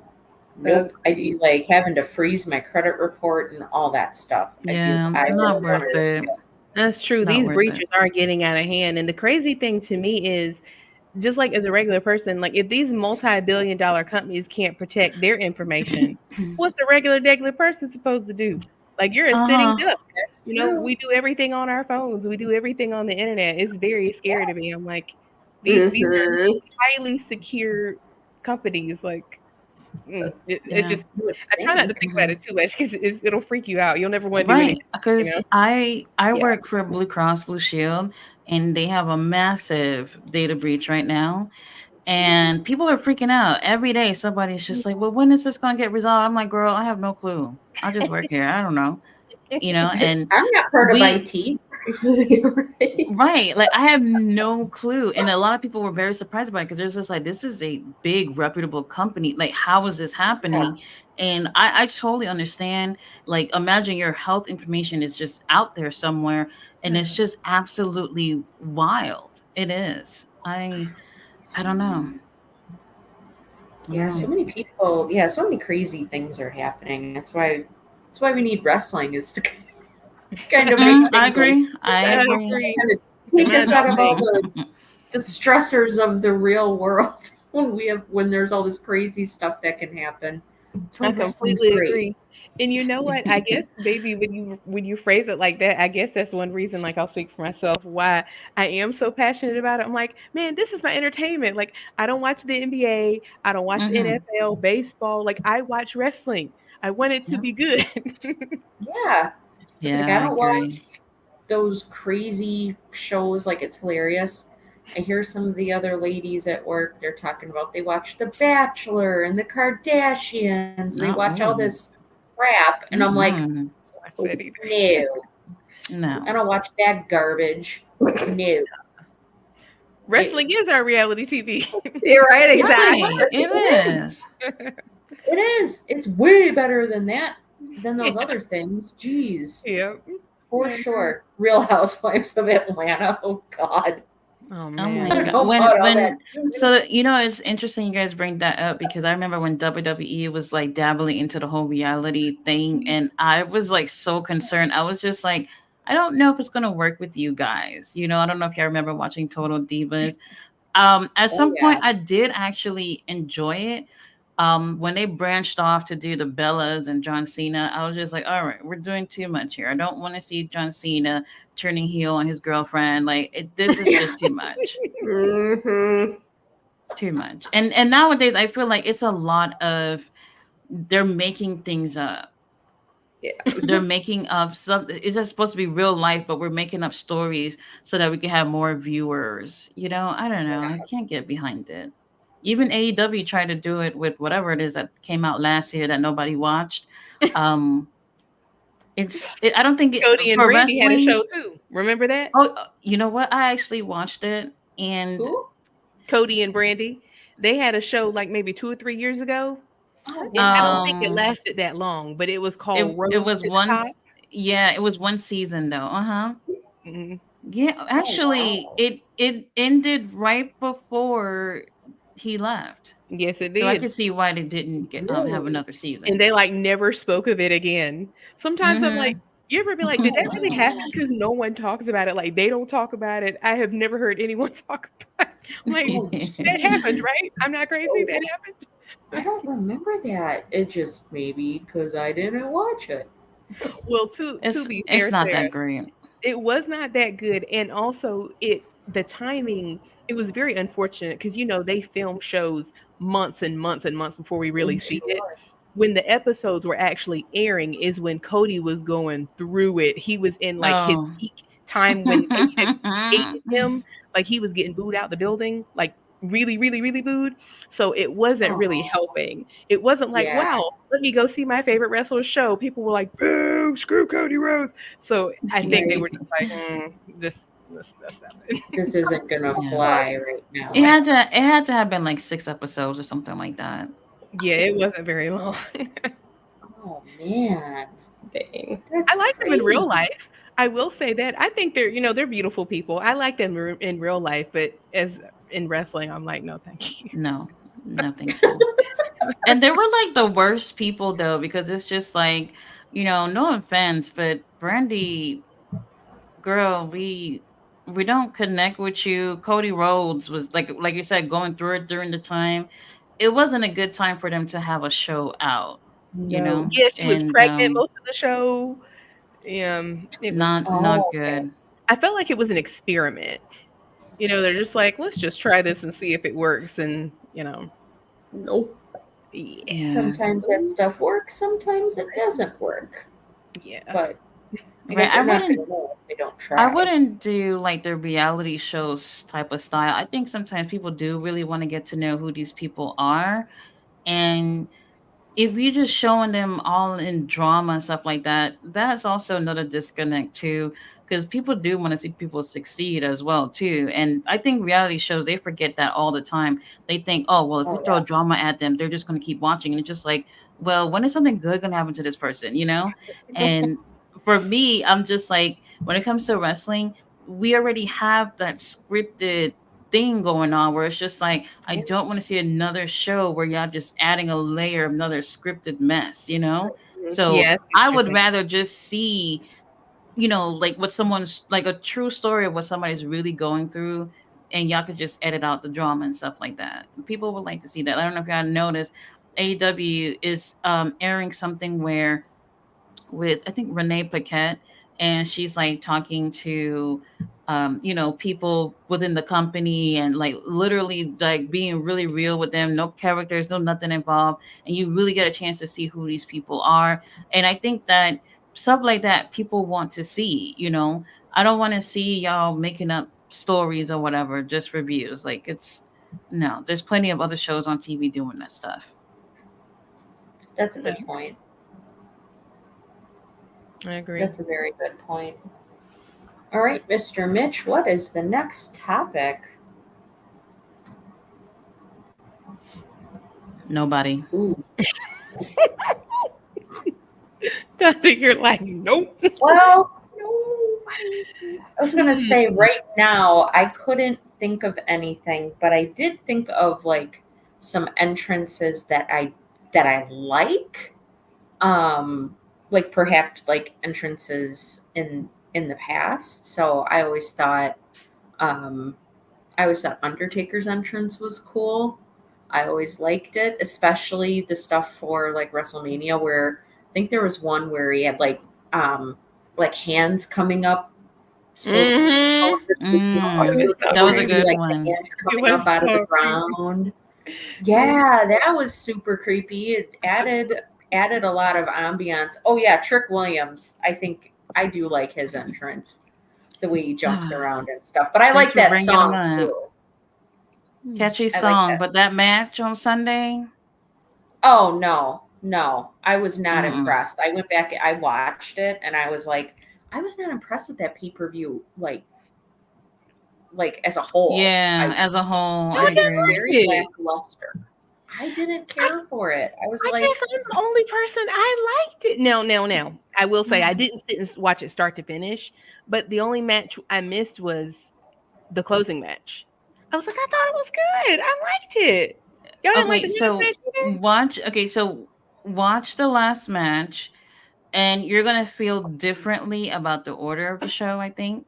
Okay, I got you. Um, you're Okay. definitely going to feel differently about that. And with the last match, Yeah. it felt like somebody said, wrap it up in the middle of the match. I mean it, girl. Like they It did for really Jimmy felt and like Jay. that. Like, Yes. And I was dang. just Yeah. like, oh man. I honestly, I was kind of like, okay, it's over early. Maybe a beatdown or something's going to happen after. And nothing. The show was over. Dang. Okay, I see what you're saying. I guess I will have to go watch that. I, as far as entrances, people were saying Jay Uso. I do like Jay Uso's Yes. entrance. I do like his entrance. I like Jade's entrance. I think she has the best entrance for the women. Even That though was it's the not, other one that I put down was Jade. it's more her aura. Yes, there is more her aura. Like it's not super over the top. Yes. Her Yeah. music is pretty low key, but I think it suits her because look at the woman. She's so physically perfect that I don't think she needs to do cartwheels and have Anything. a lot of Oh power. yeah. She is her, like Definitely. she's just her. Um, Mhm. the best entrance, I would say those are the best in WWE, and I actually like Gunta's entrance. I like his Baby Shark song. It's not, you Oh know, my God. it's like the entrance to Baby Shark. Every time I hear it, I'm like It Baby Shark. okay. This is the Oh first my time I'm God, hearing this. The moms know. I'm like, this is Baby Shark. Oh my Oh God, God. I'm gonna have to like hum that in my head the next time I watch his entrance and see if that's Oh really yeah, the case. That you're is not God. gonna so be able to funny. unhear it. As soon as Oh you my hear God. you're gonna be like, oh man, that's it. Oh I man. always thought it Never sounded thought like of the that. Jaws. Yeah, Jaws. Oh That's true. yeah. It sounded Yeah. like Jaws at the beginning. I'm like, oh, why is he playing the Jaws Right. music? But Like, then what that is this? that goes back full circle to being Baby Shark anyway. So Oh, I Yeah, suppose it's that funny. that's a very good point. Let's see. I always liked Batista's entrance when he would with the fireworks and he would pretend Um, like he was shooting a machine gun. I always thought that was a fun one. mhm. I like Bray Wyatt's entrance. I thought Bray Mhm. Wyatt always had really good entrance. And I know, oh yeah, the crowd singing Randy Orton's theme song. Mm. That warmed my heart because Randy is my favorite. I love Randy Orton. Um, and I know a lot of people like dog on the fans that sing along to people's entrance songs or theme songs, but I think it's cool and I think it's good crowd participation. So I always like Seth Rollins' entrance, mostly because he's Oh, goofy, he makes me laugh, and I can't wait to see the ridiculous, stupid things he wears. Mm. That's why I like his entrance. Mm. Because just to see like, okay, what kind of ridiculousness is he going to come out wearing this time? Sometimes it's entertaining, sometimes it's like, what the hell is going on? So I those are couldn't just do. some of the things that I kind of thought of, but But don't you think it's yeah, interesting that you're naming things from the past rather than what's going on right now for the most part? Because it's not that great. I couldn't. I, Yeah, I I couldn't do think think of really anything other than the Jey Uso one. I couldn't really think of anybody else's entrance that was really like that really gets your attention. Mhm. So I'm like, well, what are some of the entrances from the past that I really liked? So And what's kind of messed up about that, to your point, Tati, is it not sad that no one we named is a champion? None of your yeah, current Oh. champions have like, Mm. oh my God. Now I know some people are gonna say Cody, but to me, I'm kind of over it now because it's the same exact one from AEW. So I'm like, we've heard this before. We've heard it before. yeah. Okay. Okay. So His it's theme not song's more over than him. it is. It it is. Now, I will say, Oh to being over, I did think Roman's entrance was fire. Like his entrance at WrestleMania 40, I am embarrassed at how many times I have rewatched it. I listen to the song all the time because it's like a little remix. Like I loved his entrance. I thought it was amazing because it wasn't he wasn't doing cartwheels and backflips. He was just walking. He's kind of like Jade in that I think he's just got enough aura that I don't think he needs to do backflips and turn cartwheels down the ramp. yeah, Yeah, yeah. that's That's crazy. Oh, but if that's anything, a good point. sometimes like the pay-per-view entrants are a little bit better for some people, Mhm. but like throughout the year, it's not that great. So I think it really does depends on because like sometimes I feel like they're not putting too much into it, and then boom, a pay-per-view comes out and it feels more special. You know, That's true. like if we take it to WWE, while I know everybody loves Swerve's theme song or whatever, they love to see Prince Nana dance to it. When he comes out to the pay per view and he's dressed like as Killmonger and he's looking like those type of stuff makes the entrance seem much better, you know. But Oh then yeah. on a regular Wednesday night, then you're just like, oh, it's just Prince Nana swaying from side to side, like that's it. Yeah. I think I agree with you. I see what you're saying. I forgot to say Naomi has a good entrance. I like hers is Oh, very similar to Jey Uso's. It goes dark and then with the glow and the light. I like that. You Yeah, I know, like I heard something really interesting. What was that? I was gonna say I like her old one versus her new one. I like the Naomi. yeah. I like I the heard something really interesting about the themes, specifically the person whoever they have, like doing the themes now, is that people didn't know, like when the theme started playing, they didn't know who was coming down to the ring.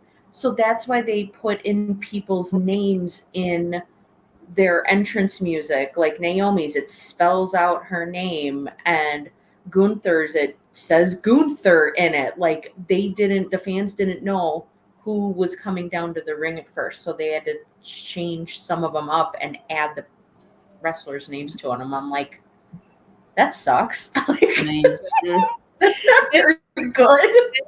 That is interesting. And you're right that it is crazy, being like I said, a seasoned wrestling fan. It is such a stark difference between the theme songs of our childhood. Even people Oh, who don't watch wrestling know Stone Cold Steve Austin's theme song. oh yeah. Girl, I was Like just that about at to a say party, that. people would pop off. People know The Rock's theme song. People know Yes. Triple H's theme song. Like those theme songs transcended wrestling, and Mhm. they Yeah. did that a little bit with like Roman Reigns' interest, like and Jey Uso. They played at basketball games and football games and stuff, so they're Mhm. getting there. But that's so few, Like we can the Undertaker's entrance. People know the Undertaker's. Like there's not too many entrances now where if you played it in a room full of people, everyone would start being like, "Oh my god!" They've like. I, I know Jim Johnson doesn't do the music anymore, but I wish they could get Crime. I wish someone he like did. him. I wish he did. Like Mhm. they It's need. a crime. Is he still alive? Can they pay him They more? yes, he's still alive. He is still And Paul alive. Levesque, don't waste not one space in that Hall of Fame next year. You put my boy Yeah. Jim Johnson on it. Yes, it's a crime he's not in there already. Those were bangers. Everybody knows Oh those yeah. songs. Everybody. Yeah. Absolutely. I mean, the ones that weren't made by, actual bands, because I mean, Edge and Randy Orton have actual songs from bands as their, and Cody Rhodes And from, CM Punk too. CM and Punk. CM Punk, yes, he has Living Color for his That's Cult of his worst Personality theme theme. song. Oh God, I You can't don't like stand this. it? Oh, This Oh, I Fire like that Burns is song. his best theme song. I don't care what nobody say. I do I like like it. both of It's them. so much better. Oh, So now much better. someone put in the comments Mercedes Monet. I actually do like her new one. I didn't really care for her Oh old one, but God, no. Wait, hold I on, like hold on, her hold new one. on. The You one don't that like she was using, wait, the one she got now, garbage. The you one that don't she was using in like New it. Japan was so good. No, I that don't was know good why she too. changed it. I do agree. Well, because she got to make money. This one she's singing. She's trying to make them royalties. Dang, I think they could have tweaked it a little bit I did like without that. making it sound so different. I don't know. It was the one she had in New Japan was better. I do agree with you on that. I just don't like how they put the CEO chants in the song. I'm like, that's just lame. You It's don't Oh, I just like have like, a I have a theory about that. I have a theory about hmm, that, and it's that Tony Khan wanted them to say that so he can fantasize of them cheering for him. that's how you get your kicks. Go for it. When he hear those CEO chants, he's like basking in Oh glory and my just pretending that god. Oh they're my talking about him, god. chanting for him, when really it's not. Oh, that's funny as hell. But it would wouldn't surprise me if that really was the case. It would not surprise me in the least. That Not does at sound up all. his alley. To be real, that does sound right up his Okay. alley. That is too funny. Do you guys, now that we're talking about themes, do you think, because a lot of people, and I hate to bring it up, Denise, because I know how you feel about him, but there's been talk for a very long time that they want to, or fans have been clamoring for Drew's theme song to go back to the Broken Oh. Dreams. Do you think that might happen at Clash at the Castle now that it's going to be in Scotland? And Well, If that happens, he winning. yeah, yeah, right. I mean, because they did Spoiler. have Too. the beginnings of it, like for the Clash of 2022. Yeah, it was. I was in 2022. I mean, like just at the very beginning, they had Yeah. it, and then it went to what he has now. So, and then I think Yeah. like he was supposed to win that, and then at the very last second, like they're like, no, Roman's retaining, because like you could just see the look on his face that he was pissed off. The only thing that brought him back up was the crowd. Yeah. So I mean, I don't know. I mean, I don't particularly care for Broken Dreams. I mean, I think what he has now suits him better, but that's me. Yeah. I agree. I like this one. Yeah, I don't mind it at all. I don't mind it at all. It's kind of like his march down, he's marching down to the ring, and Mm-hmm. he's got the bagpipes going, and I still like that when he would carry his sword with him, Angela. I liked that he had a sword with him. I always thought that was super cool. I always thought that was really cool, but yeah, I wanted to pick your brains and see what you guys thought of that. If maybe anybody's themes would be changing for this weekend. Right, He was the first person I thought of.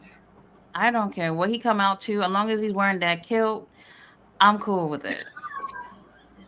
And last night, Drew, you didn't have baby oil on. What was up with that?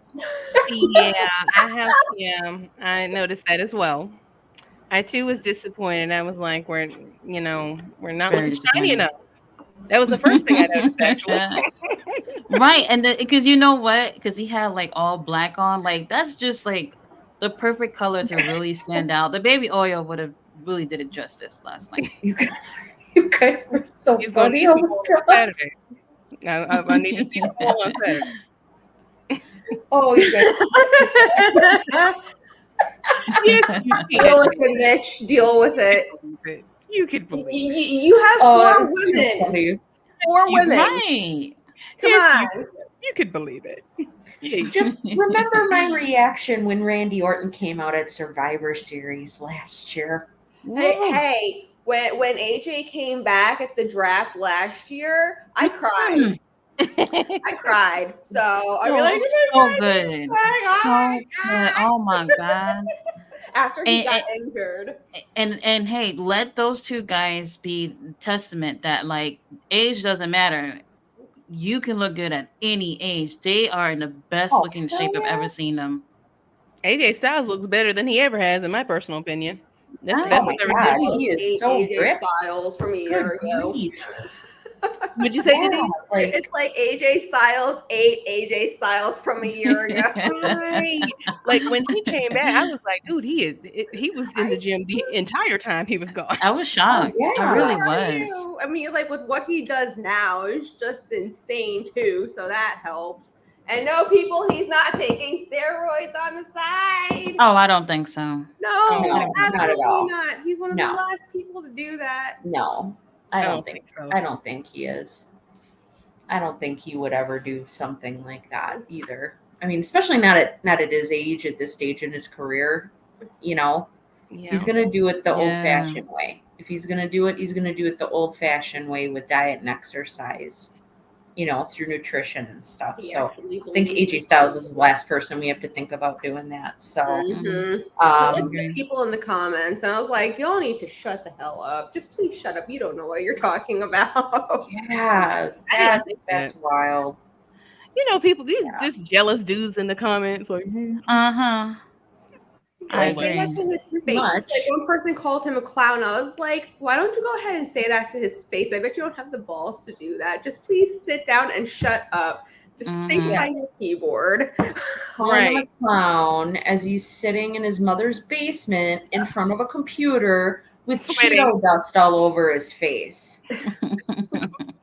Go touch some grass, please. Go outside, enjoy the sunlight. Then talk to me about how you call AJ Styles a clown. Really? No. So I think our last topic for this evening is Clash at the Castle predictions.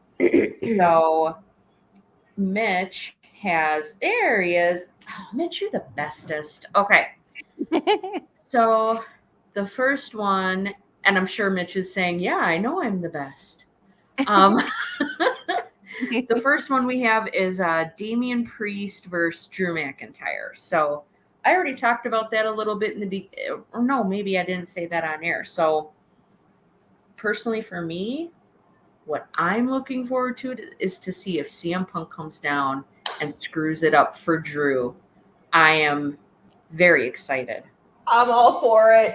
I'm sorry. I'm very excited to I'm see if all that for it. happens, or if if Drew's going to get the title, and just how this is all going to play into SummerSlam. But Yeah. honestly, I could see Punk showing up, and he's going to get so many boos. He's going to get booed out of that building. But I'm here for it, and I could totally see it happening. And Damian Priest still hangs on to the title. My feelings about this match, I feel like they played that card too much already. Like he lost in 2022, he won for 3.5 seconds at WrestleMania. I feel like he does need to get his moment at some point, and I feel like it would be more impactful if him and CM Punk were fighting for the title. And knowing how CM Punk is always looking for his moment because he's been injured so much, I would think that don't you want a title shot? Don't you want to fight the man for the title? Like I know he's going to show up somehow, but I would rather see CM Punk and Drew McIntyre fight for the title than just them continue this tit for tat. I don't feel like that's helping either one of them that much. And I'm a passionate Drew fan, and I don't mean any harm, but I'm not a Damon Priest fan. No offense to the man, but him as a champion is just not doing it for me. I don't think he's a bad person, but I just don't feel like he has that je ne sais quoi that I want a champion to have. So, I feel like he needs a little bit more oomph. He's not the only one. He's not the only one. Just But- not championship material, at least not a major champion. Denise is like, I'll say it. He just he's mid card. He is mid card. So that's why it's just like when I don't know. You're right. You said it better than I did. You said it right.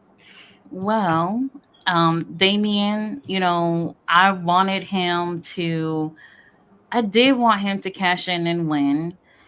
But then at the moment where Drew won it at WrestleMania, I was kind of like, you know what, Damien, you could wait a little bit. But then obviously we saw how that played out.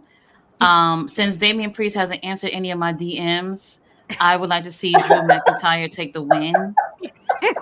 So that's my choice.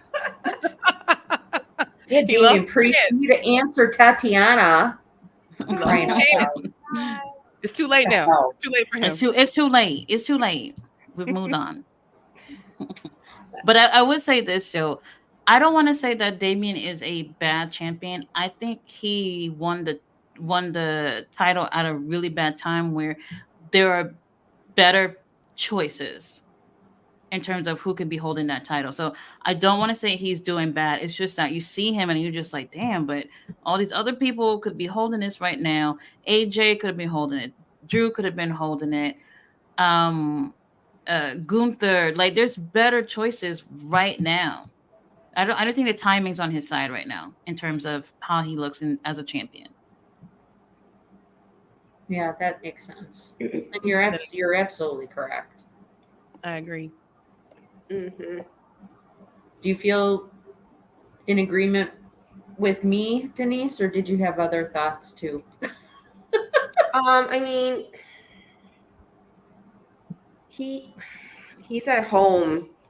I mean, I'd be shocked if he does not win it. The only reason why he wouldn't is going to be CM Punk. CM Punk is the wild card in this match.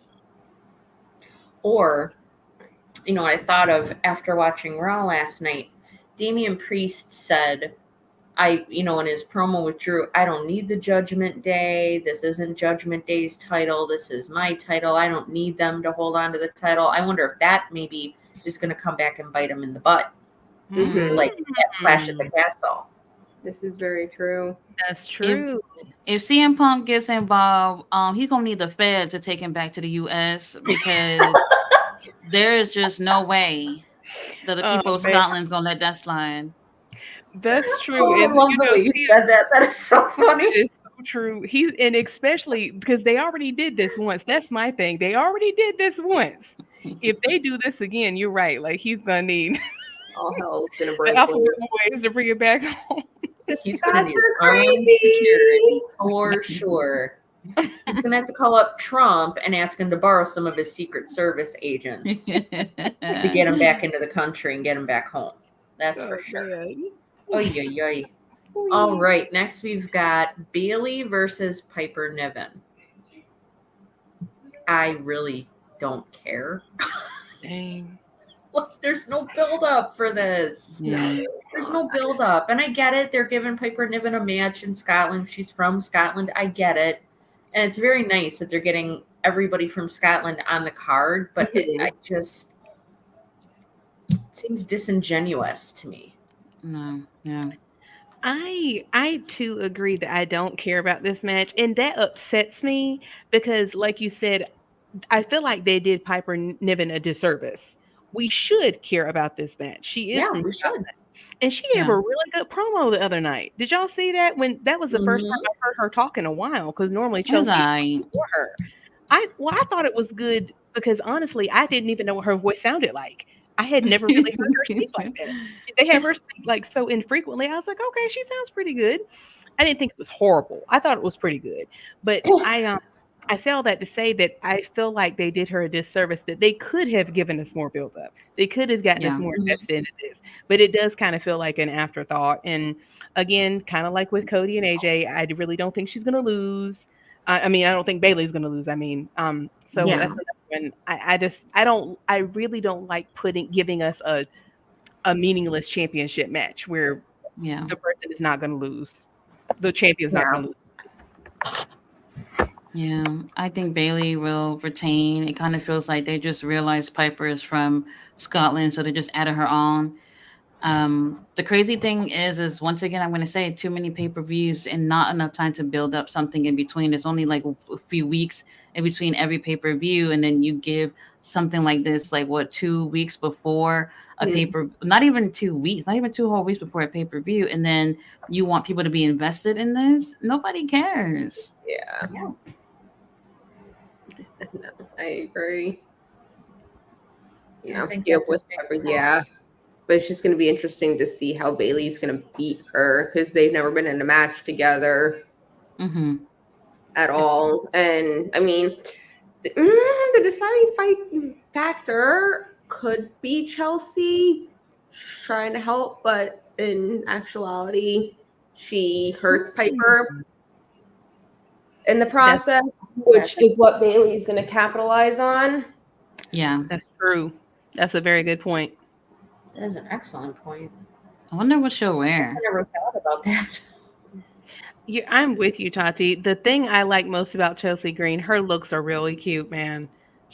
I love her outfits. She does her job well, though. I do think she does a really good job of being like the ditzy bimbo type of role. It works for her, and she's actually believable. Like I talk about that a lot. Like when I say believable, I mean I feel like she does her job well. Because I feel Right. like there's some people they try to give to us, like we've talked about, and you're just like, oh my god, like get off the screen. But she's actually entertaining. So it will be interesting to see how she screws up.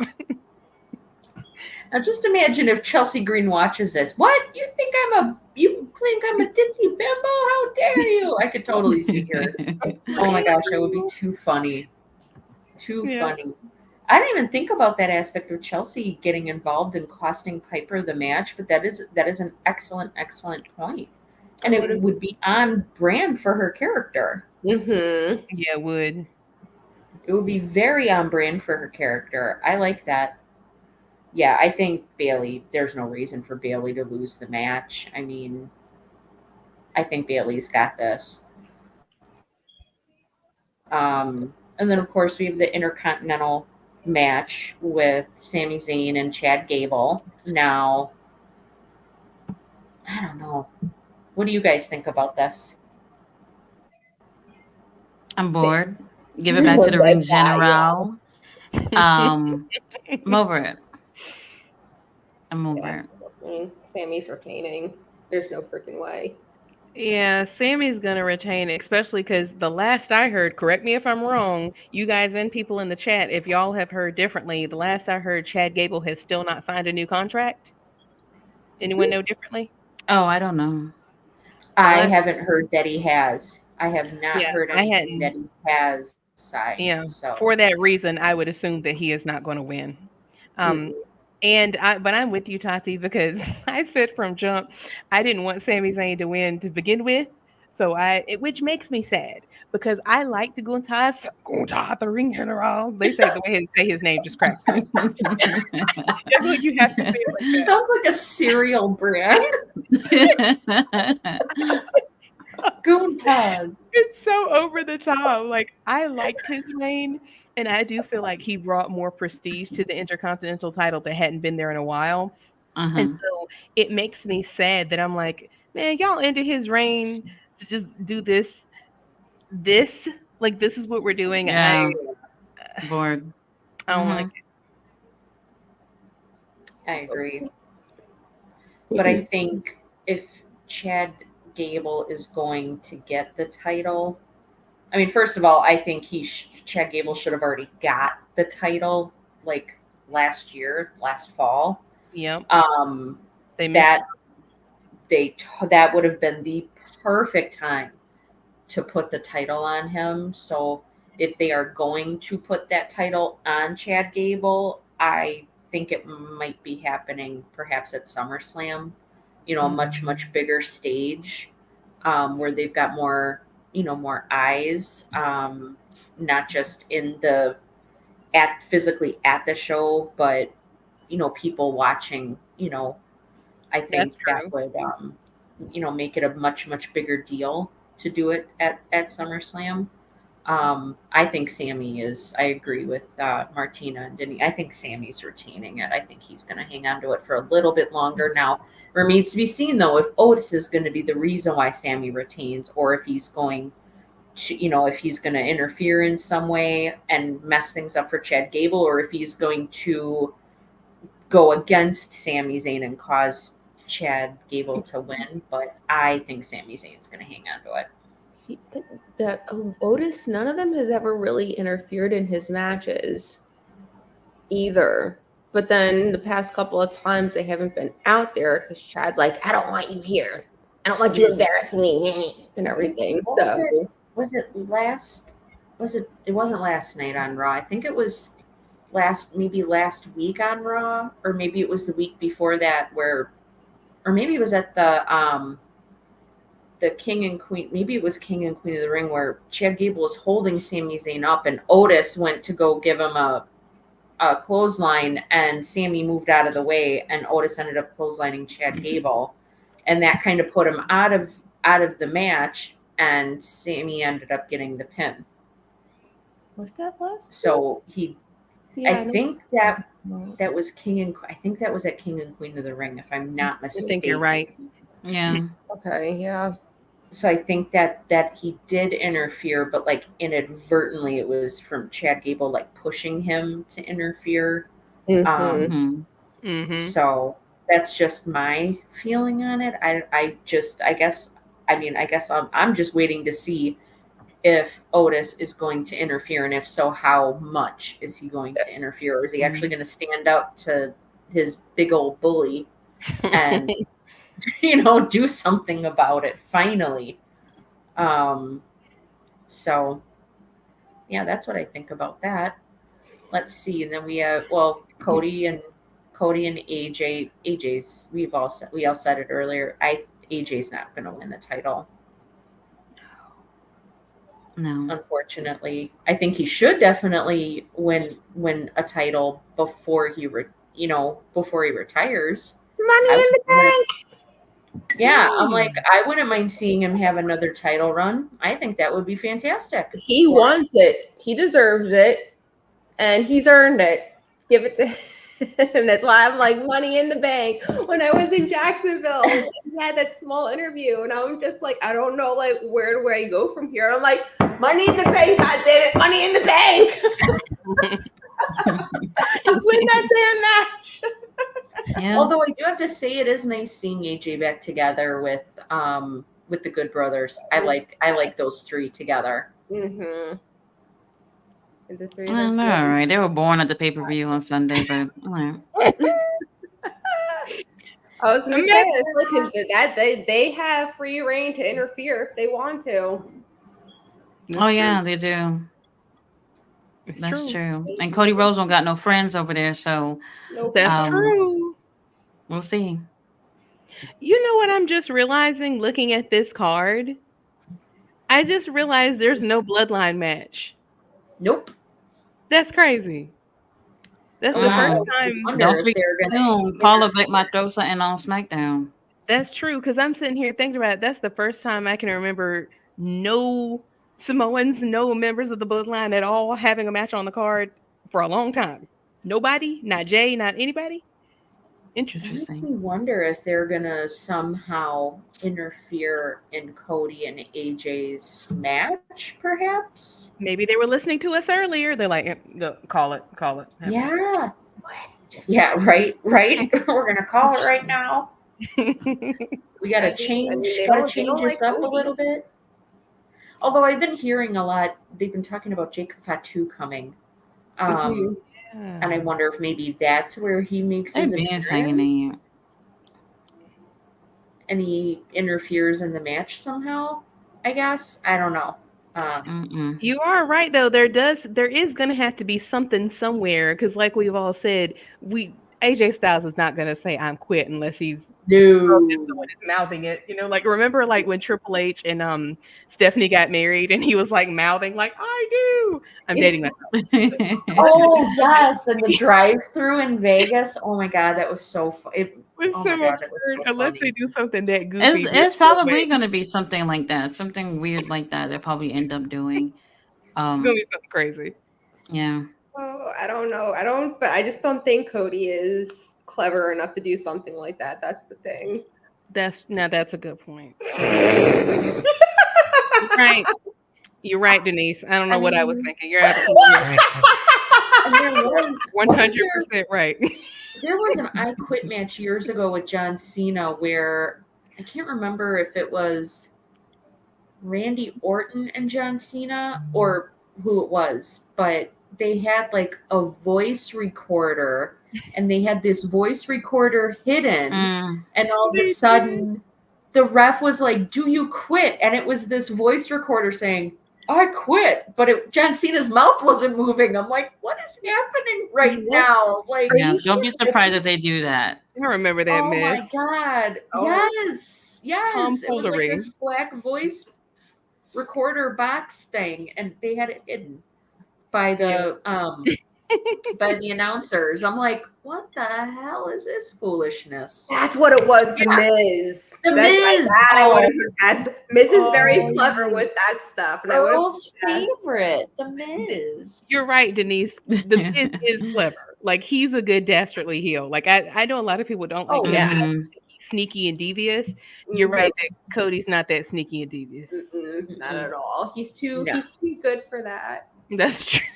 That's true. That's so true. Me stoop to that level. I would never. I'm better than that. Right. I don't need to stoop that low to win. Sure. And then finally we have the women's tag match with Bianca and Jade versus Alba Fire and Isla Dawn versus Shayna Baszler and Zoe Stark. I don't think this needs to be triple threat match, but I digress. I agree. It's a lot of I'm people.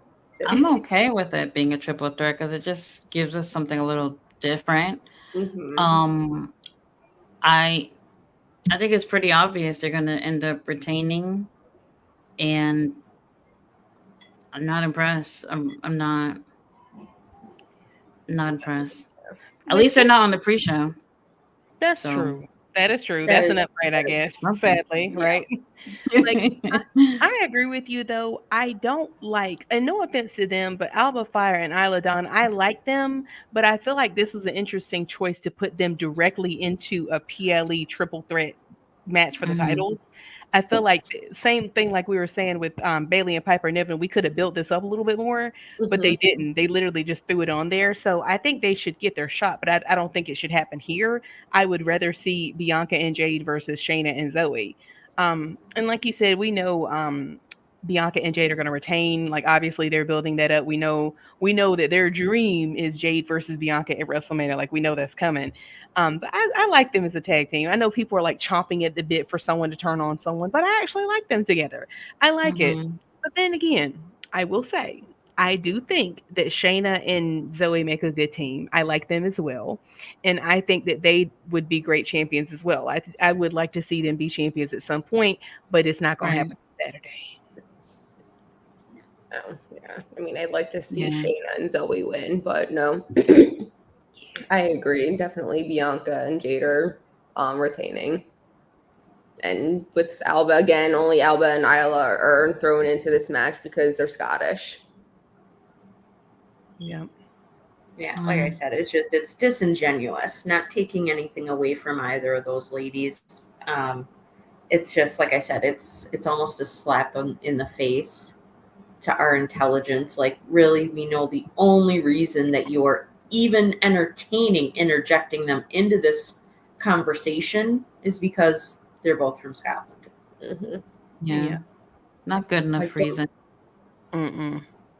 And if it yeah, was, I feel like if that's your reason, they should have just done it sooner. Like, why wait until a show before or two shows before the PLE to give it to yeah, us? something.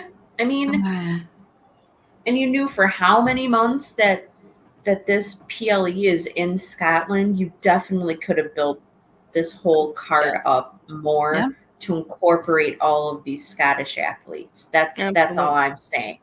That's all I'm Absolutely. saying. You know, And you're insulting our intelligence, and it's not a good look for those Scottish athletes either. Just to kind of be absolutely. And thrown in there.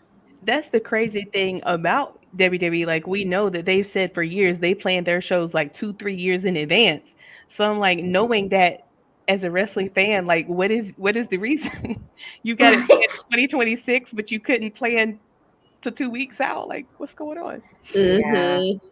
Yeah. It's just it's not cool. Not cool, WWE. Not cool. At I don't all. like it. I don't like Not it. cool. I don't like it at all. But I guess it's a small thing to gripe about, I suppose, in the grand scheme of things. And I think that's where we get very critical of it, is because we do watch it, we enjoy watching it, and that makes us more picky with, I think, what it is that we're watching. Whereas, like, a normal casual fan, they don't care. You know, they really don't care. They just don't. So, It's true. well, that is going to do it. And Robert, to answer your question, your other two comments. Okay, so I saw yeah, I saw that. So I like Randy Orton.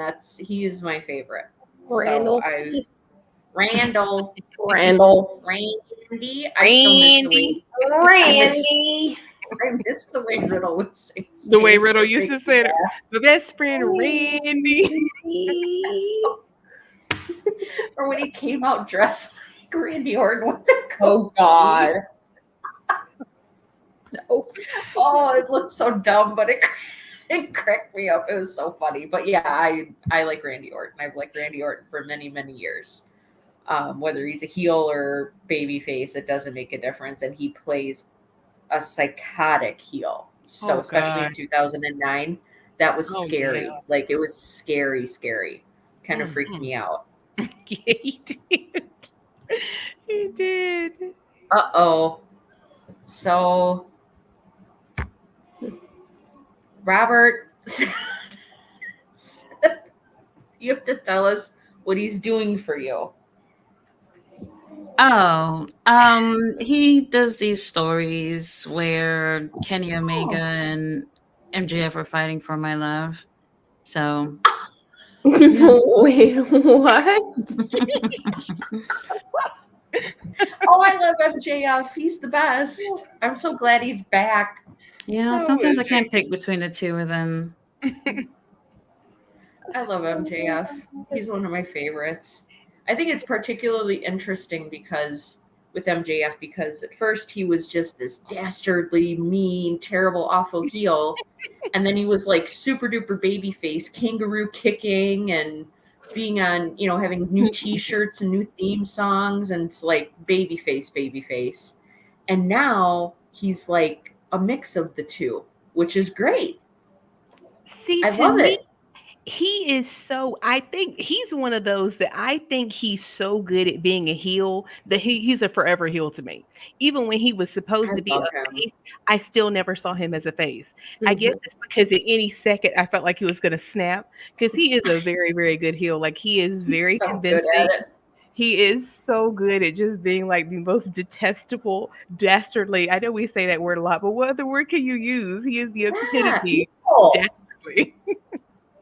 He's like Yeah, if down you haven't watched his episode on Evil, WWE's Evil, watch it.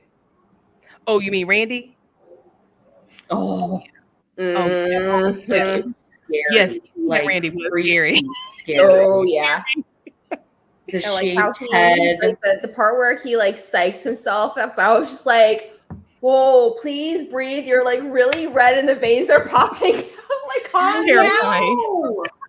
He's so scary, man. Like he's explaining how he psychs himself up and the faces he's making, like it was freaky. And how they turned that into a meme. Just like that screenshot of him looking crazy, all like pumped up. A very fitting meme. Because we're like, dude, he is scary. Oh, that's too funny. Oh yeah, you're right. Mr. All Days Off. He said he'll never forget when Orton hurt his shoulder pounding the mat. That is correct. Yeah. Oof. He's very intense. Someone that Very reminds much me so. of him, Ilya Dragunov reminds me of him a little bit, like a younger version, because he's just so Yeah. intense. Like Yeah. he's just raw intensity, just He's always masculinity unhinged. Yeah, Dragunov is always anytime, whether it's just a regular TV match or it's a PLE match, like he's always super duper duper serious and intense. Like he takes it very, very, very seriously. Very seriously. And I found an old match of his on YouTube because I wanted to learn more about him when he came on the main roster, and he was in NXT UK, I think. Yep. I think that's what it was. That's what they called it, was NXT UK, and he was even like that in those matches too. Just super, super duper serious, very serious. So I can't really fault him for that because that's a very old school thing.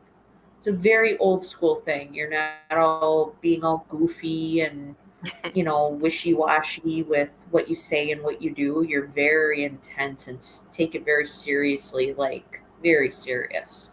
Mm-hmm. So, well, that is the show for this month, guys. So we have our next episode coming up on, I believe it's July 18th, where Mr. Earl Cole will be joining us. So that'll be fun. That'll be a lot of fun. We'll have Earl here with us. So please tune in for that. It's exclusive to the Hardcore Sports Network. So I just would like to personally thank all three of you guys for doing this with me. I always have a wonderful time talking to some other women that like wrestling, so I know I'm not just, a freak in this world, the girl that likes wrestling, No, you're not the only one. Oh no. I'm getting my coworker into wrestling, and I'm like, I love it So Recruit her, Denise. Right. Recruit That's her. awesome. Join us. That's Join us. like, awesome. hey, you want to go to SmackDown with me when they come to Orlando? Aww. That's friendship right there. That's I so love cool. It's That's friendship. right. I love But yeah, I mean, thank you guys for, being part of this. And, we had a really great time, great discussions. And yeah, we'll see everybody next month on July 18th when we have Earl Cole join us. July 16th, apparently. Oh, Or July see. 16th. Oh. 16th. I said 18th. Sorry. I meant this. You knew what I meant. I was going off of memory. Yeah, thank you, Earl. July 16th, not July 18th. I had the 18th in my head. So, yeah, we will see everybody.